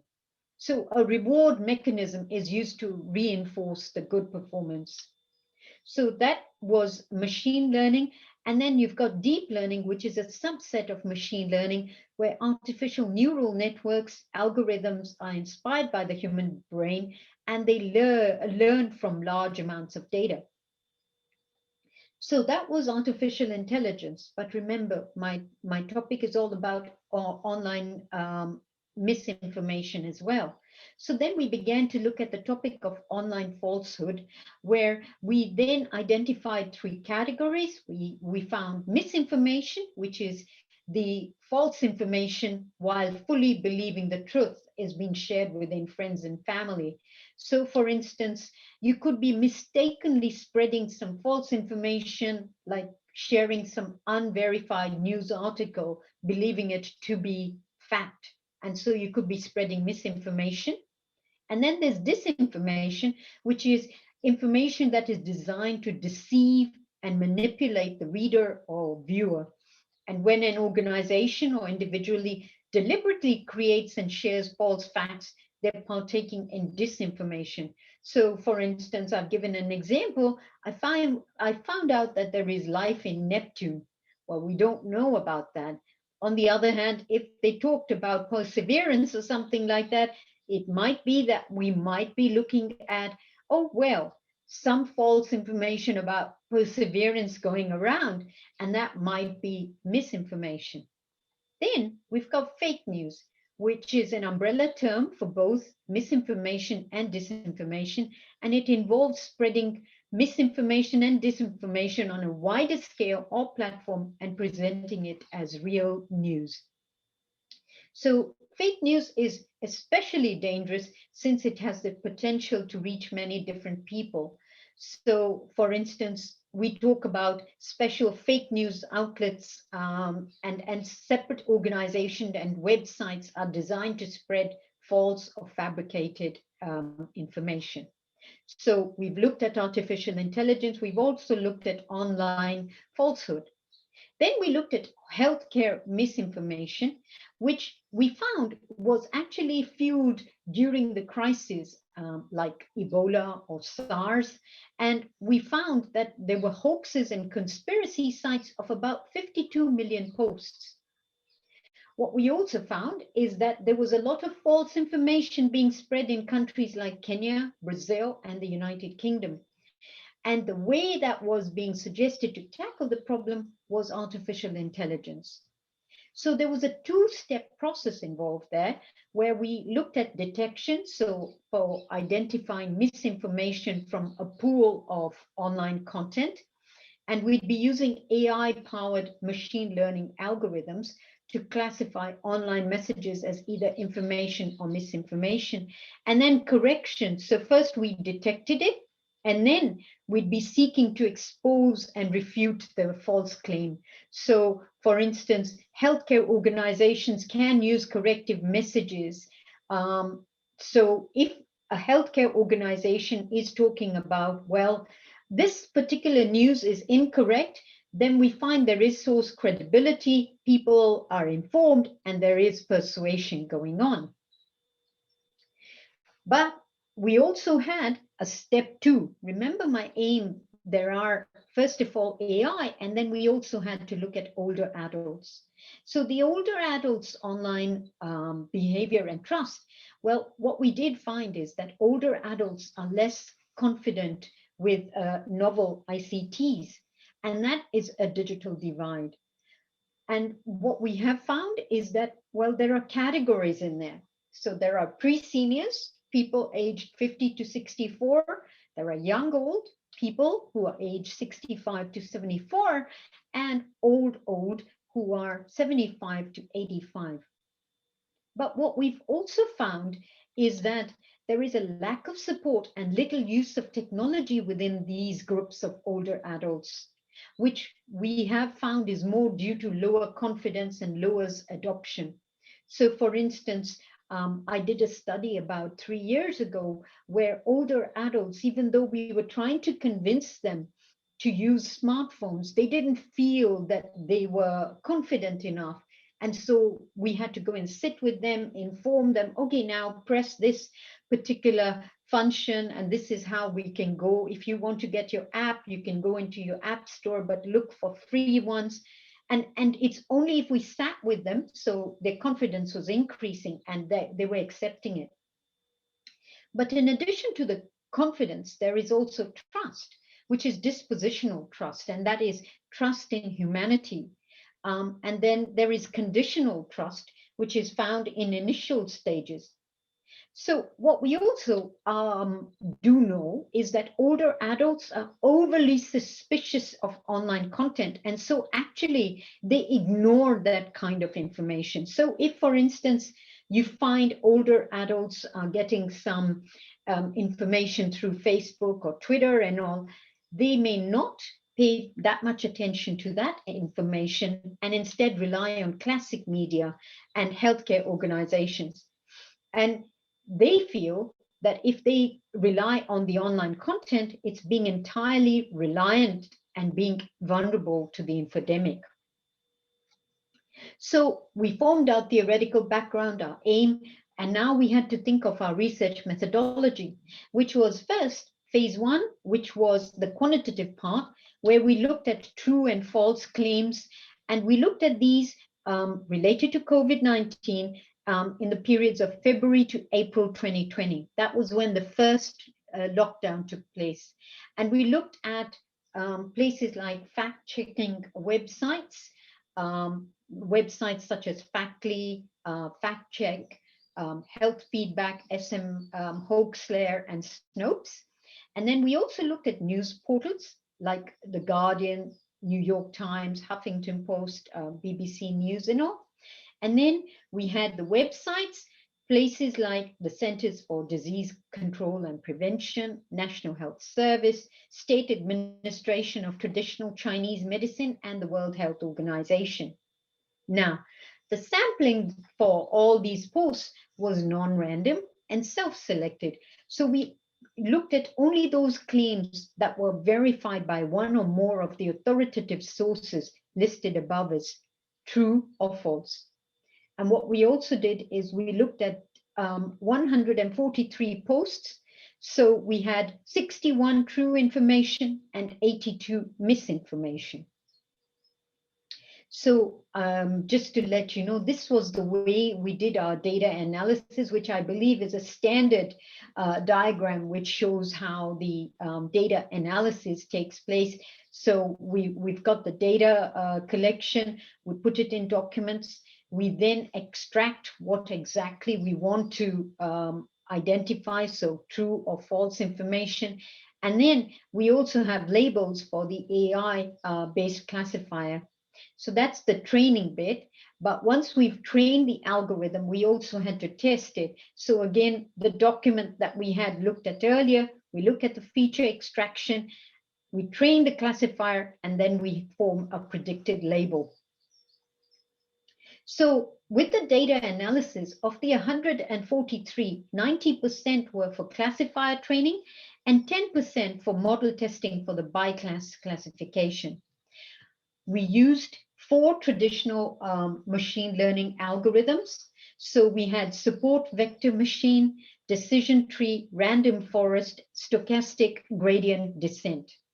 And we had 2 deep learning models, long short-term memory and convolutional neural networks. So that was the first quantitative AI part. And then we had the qualitative, where we looked at interviews of 1 to 1.5 hours. And the people we did select were non-random, convenience. So we needed to find out people who knew of the internet, who knew of, for instance, apps and all. And we purposely chose people from 50 years and above. And we went to a few people, and then we started asking them, can you please help us to get more people? So the snowball sampling approach. So the selection criteria, as I said, included seeking older adults who are aged 50 years and above and who had regular internet use experience. So we got 20 individuals to interview between June to July 2020. And for the analysis, we used thematic analysis and open coding that was drawn from grounded theory. So just to let you know, these are the details of the participants. So you can see, like, for instance, the first one was a male, a postgrad, an academic, and had 25 years of internet use. Then, for instance, 56 years female, and this was a postgraduate person. She was a project manager. She had 25 years of internet use. So just to give you a flavor.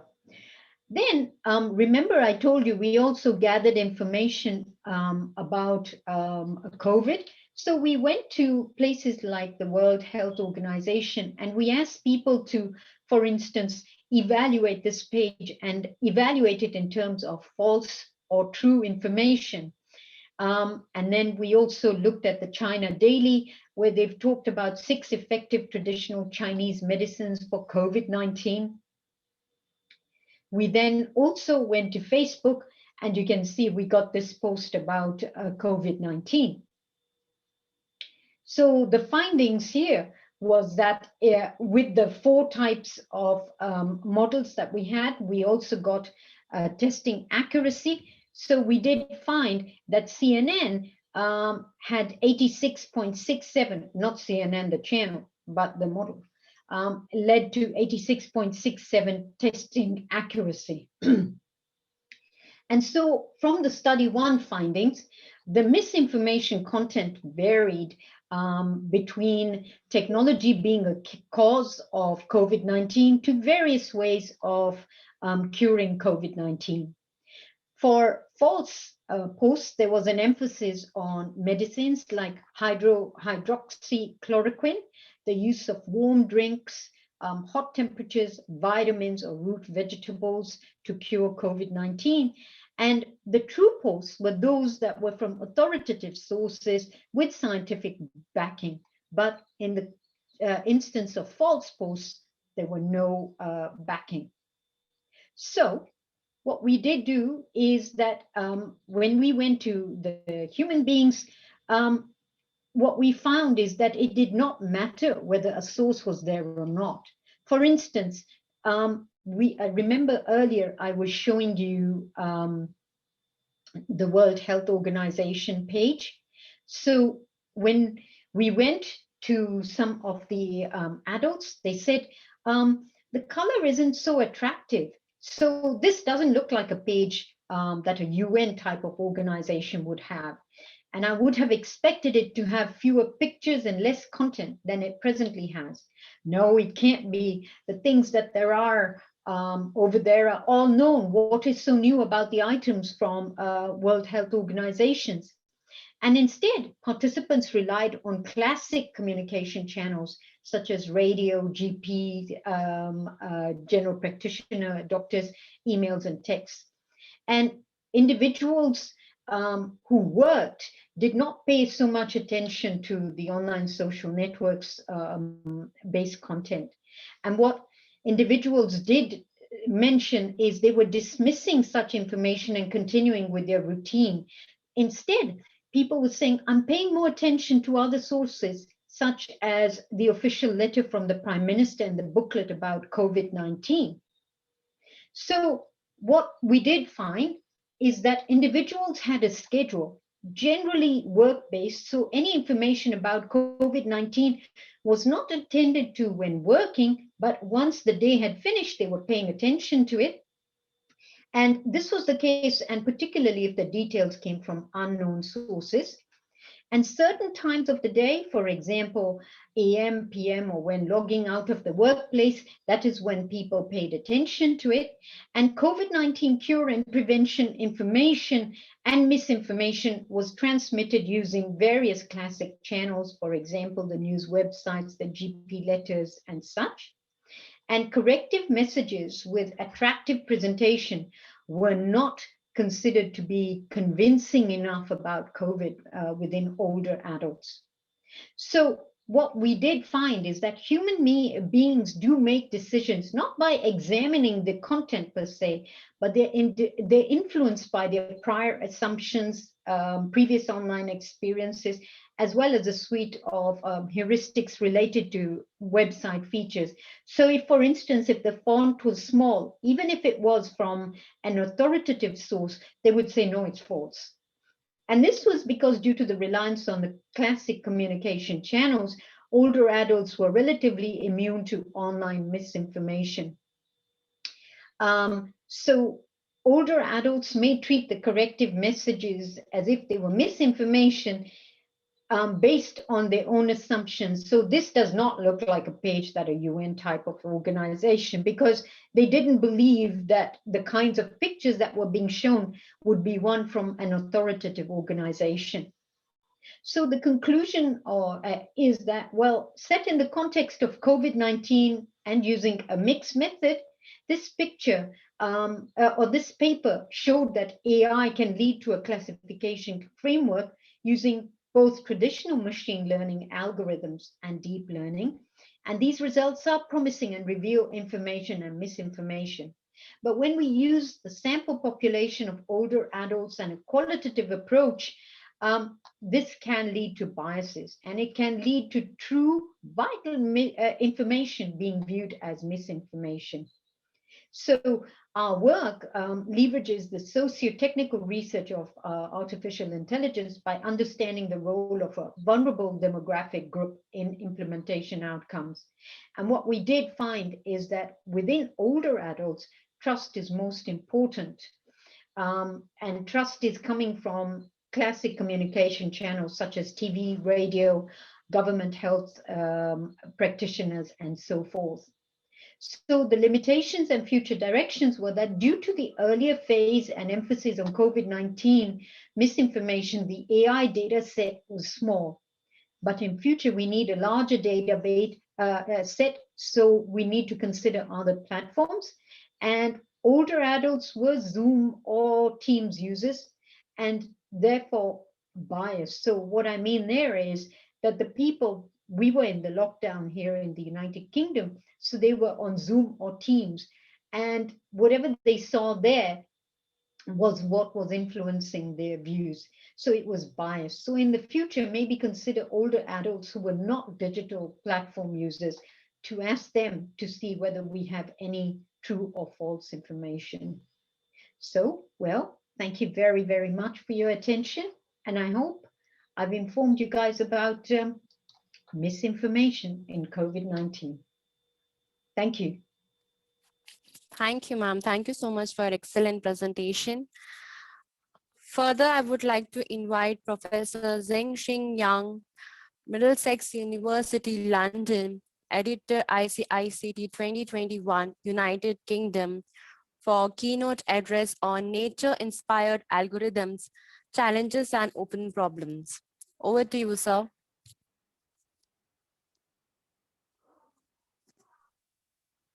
Good morning. Can you hear me? I just tried to share my screen. Yes, yes, we can hear you. Yep. No, we are not able to view a screen yet. Let's see. What about now? Can you see the screen? Yes, sir, we are. Yes, yes. Okay, yes, that's good.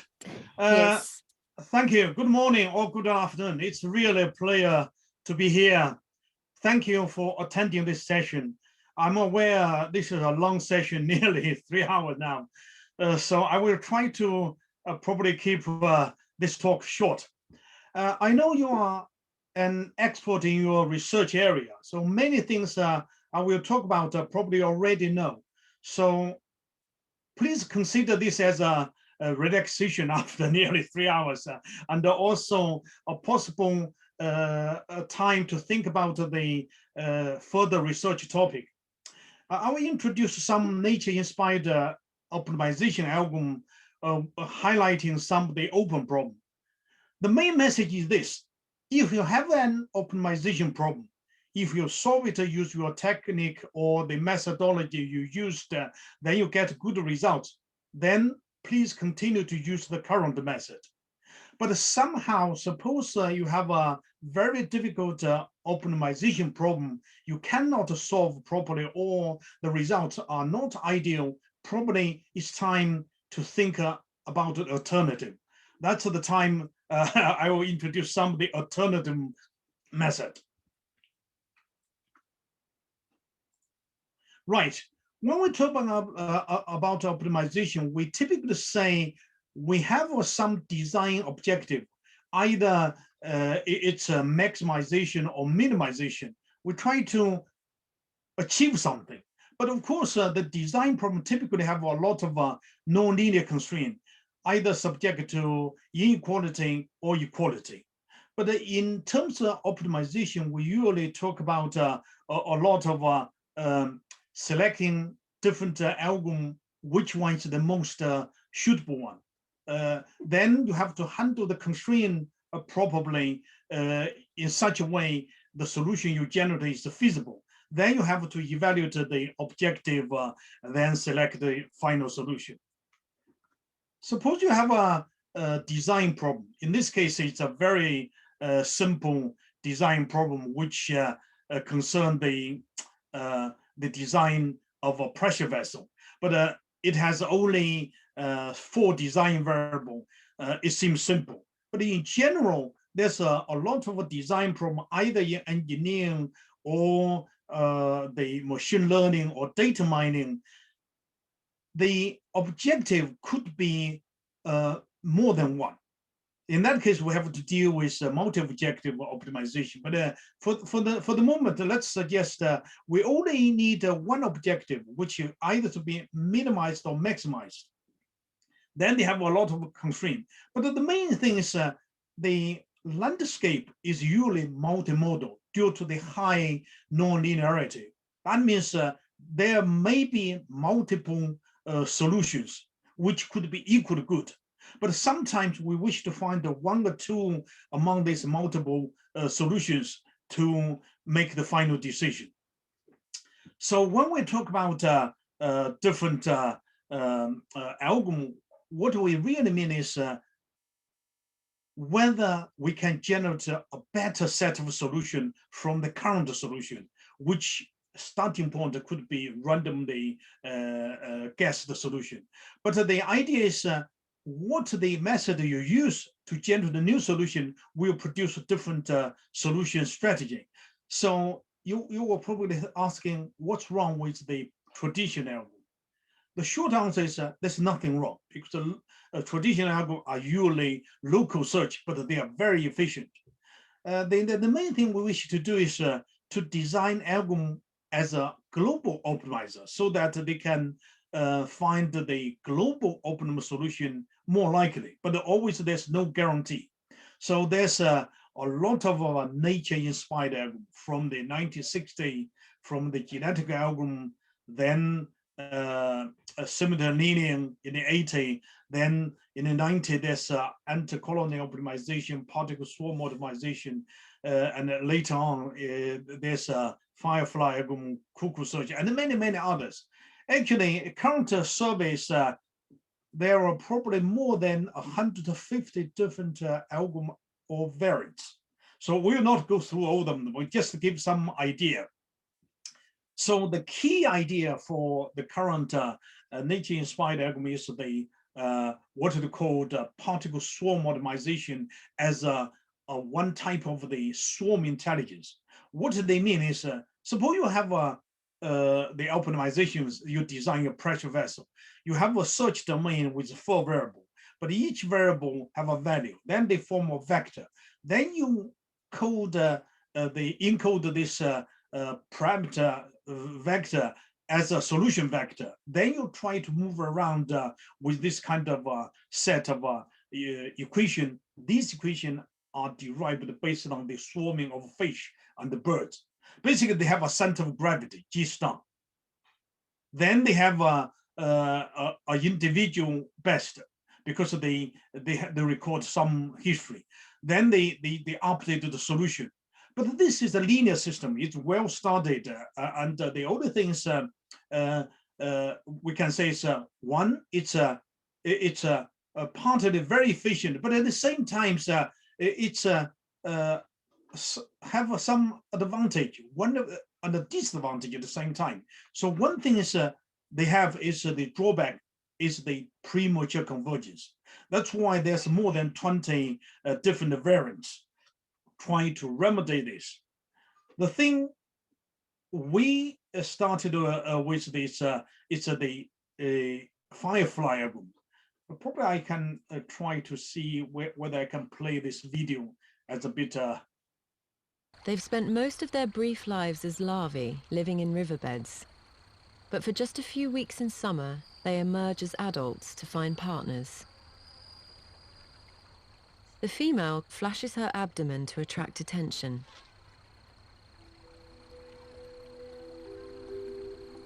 Soon she's surrounded by eager males, all synchronizing their flashes with hers. People call this dancing swarm a firefly contest.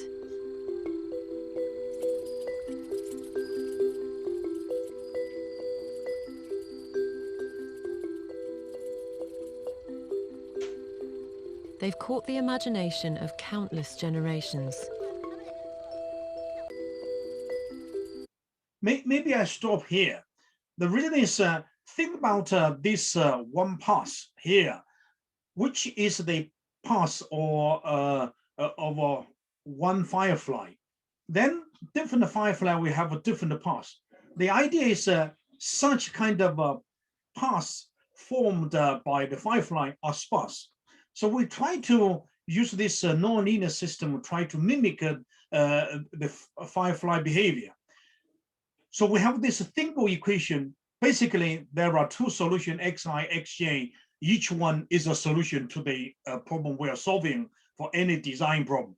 Then we try to update these 2 solutions according to their fitness.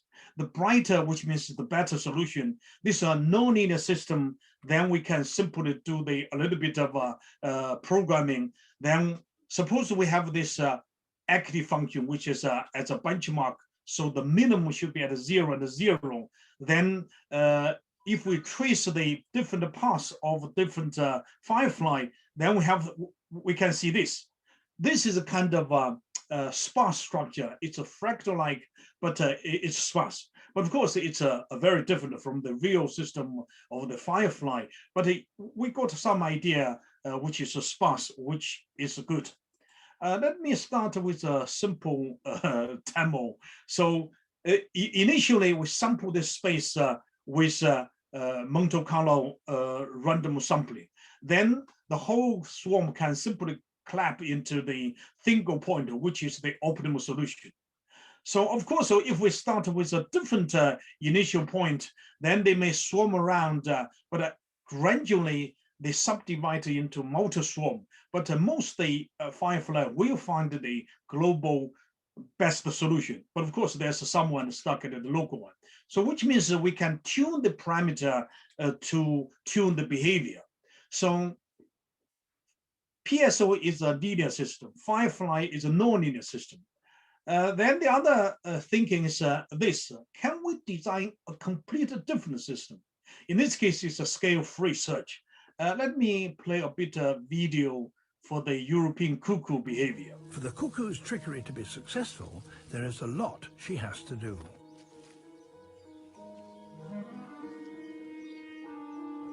She must first remove one or more warbler egg to make room for her egg.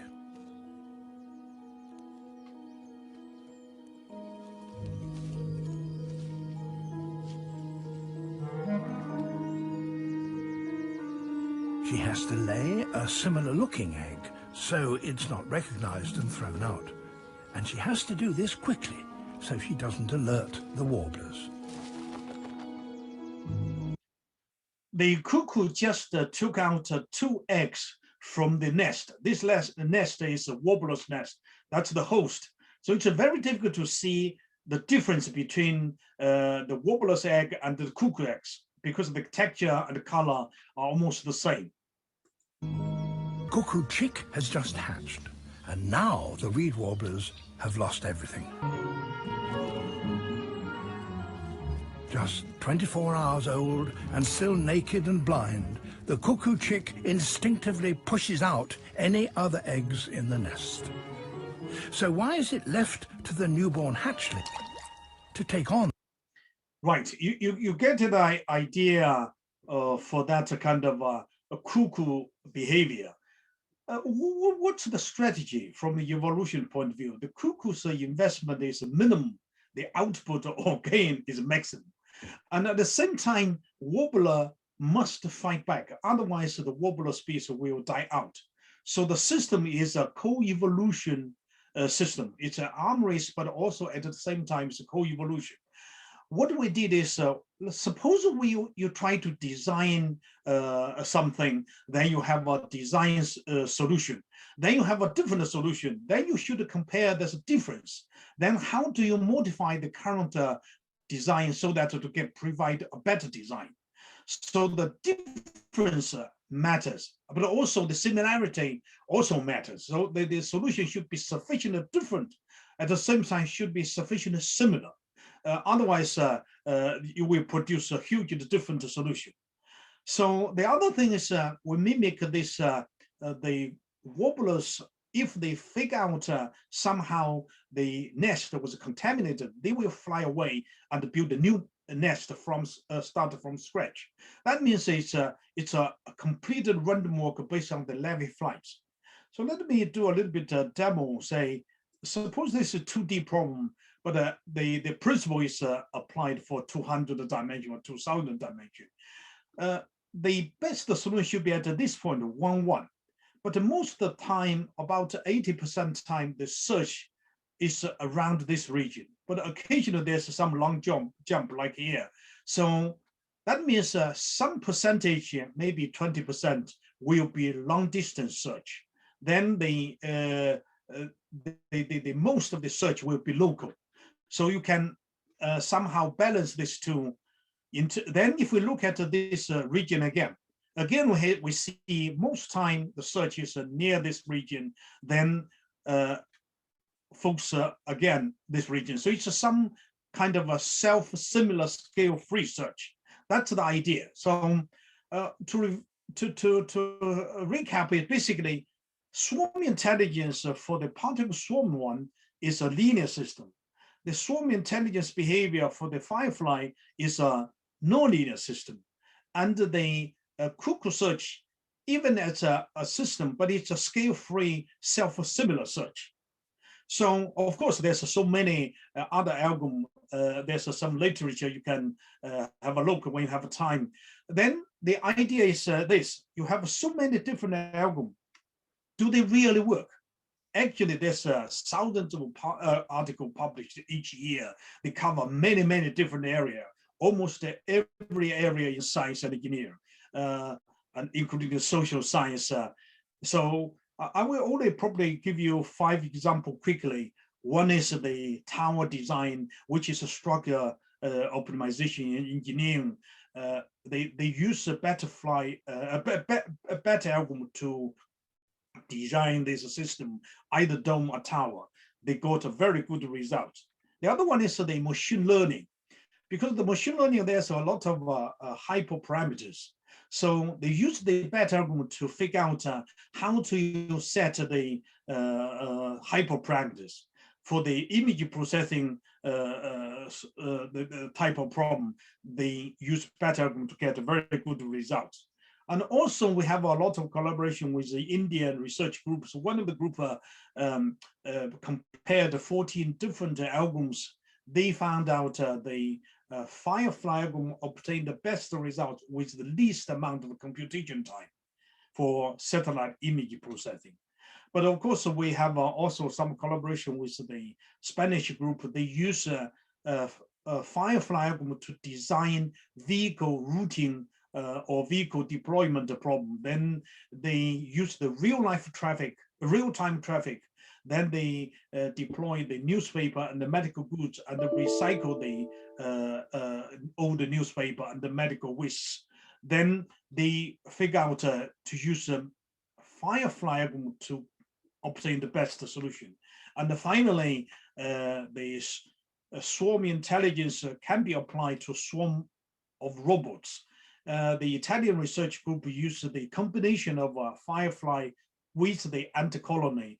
They try to use a set of robots without a central control, try to figure out what's the minimum time to find the unknown target. All these targets are unknown, but they try to minimize the time to find the unknown target and also minimize the energy consumption, because each of the mobile robots have only a limited amount of battery power. Right, now we come back to this different algorithm, how to analyze them.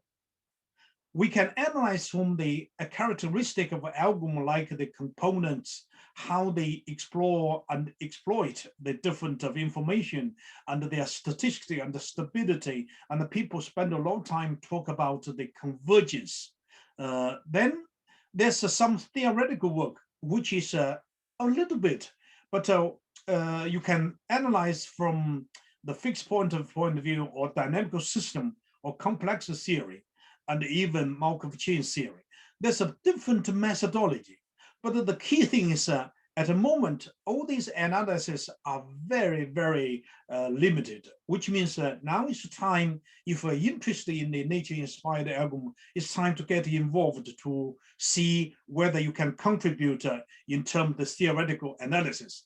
I give you one example is how do you analyze this? You basically rewrite the equation for updating the solution, then somehow rewrite them as a dynamical system. Then you use the other mathematical theory, in this case, the dynamical system theory, then to analyze the behavior. Then we realized for this parameter, for this set of a parameter, there's 3 parameters in beta algorithm. We realized that all the parameters must be in this triangular region. Otherwise, the algorithm will be unstable. But if the parameters are within the region, they are very stable, well-behaved. So now let's focus on the next few minutes on the truly the open problem that I wish to highlight. One is if you are interested in mathematics and statistics from the computer science point of view, from any point of theoretical, could you somehow try to analyze such algorithm and form a unified theoretical framework? At the moment, there's no such framework yet. So you have, suppose you are doing a PhD or you're as a postdoc, or you have a postdoc or PhD student, encourage them to get involved in this area. So theoretical analysis of this different algorithm. The other thing is that the parameter tuning. I mentioned briefly, say we have to tune the algorithm so that they can perform better. So in the better algorithm, I mentioned that there's a triangular region. So for any algorithm, we have to figure out their parameter region. So this area, there's a lot of work need to be done. And the other thing is the benchmarking. I use some set of function and occasionally use some real-world design problem. But if you look at the other literature, most people use benchmark functions. The question is, are the benchmark functions similar to real-world problem? Probably not. But why do you use the benchmark? How can you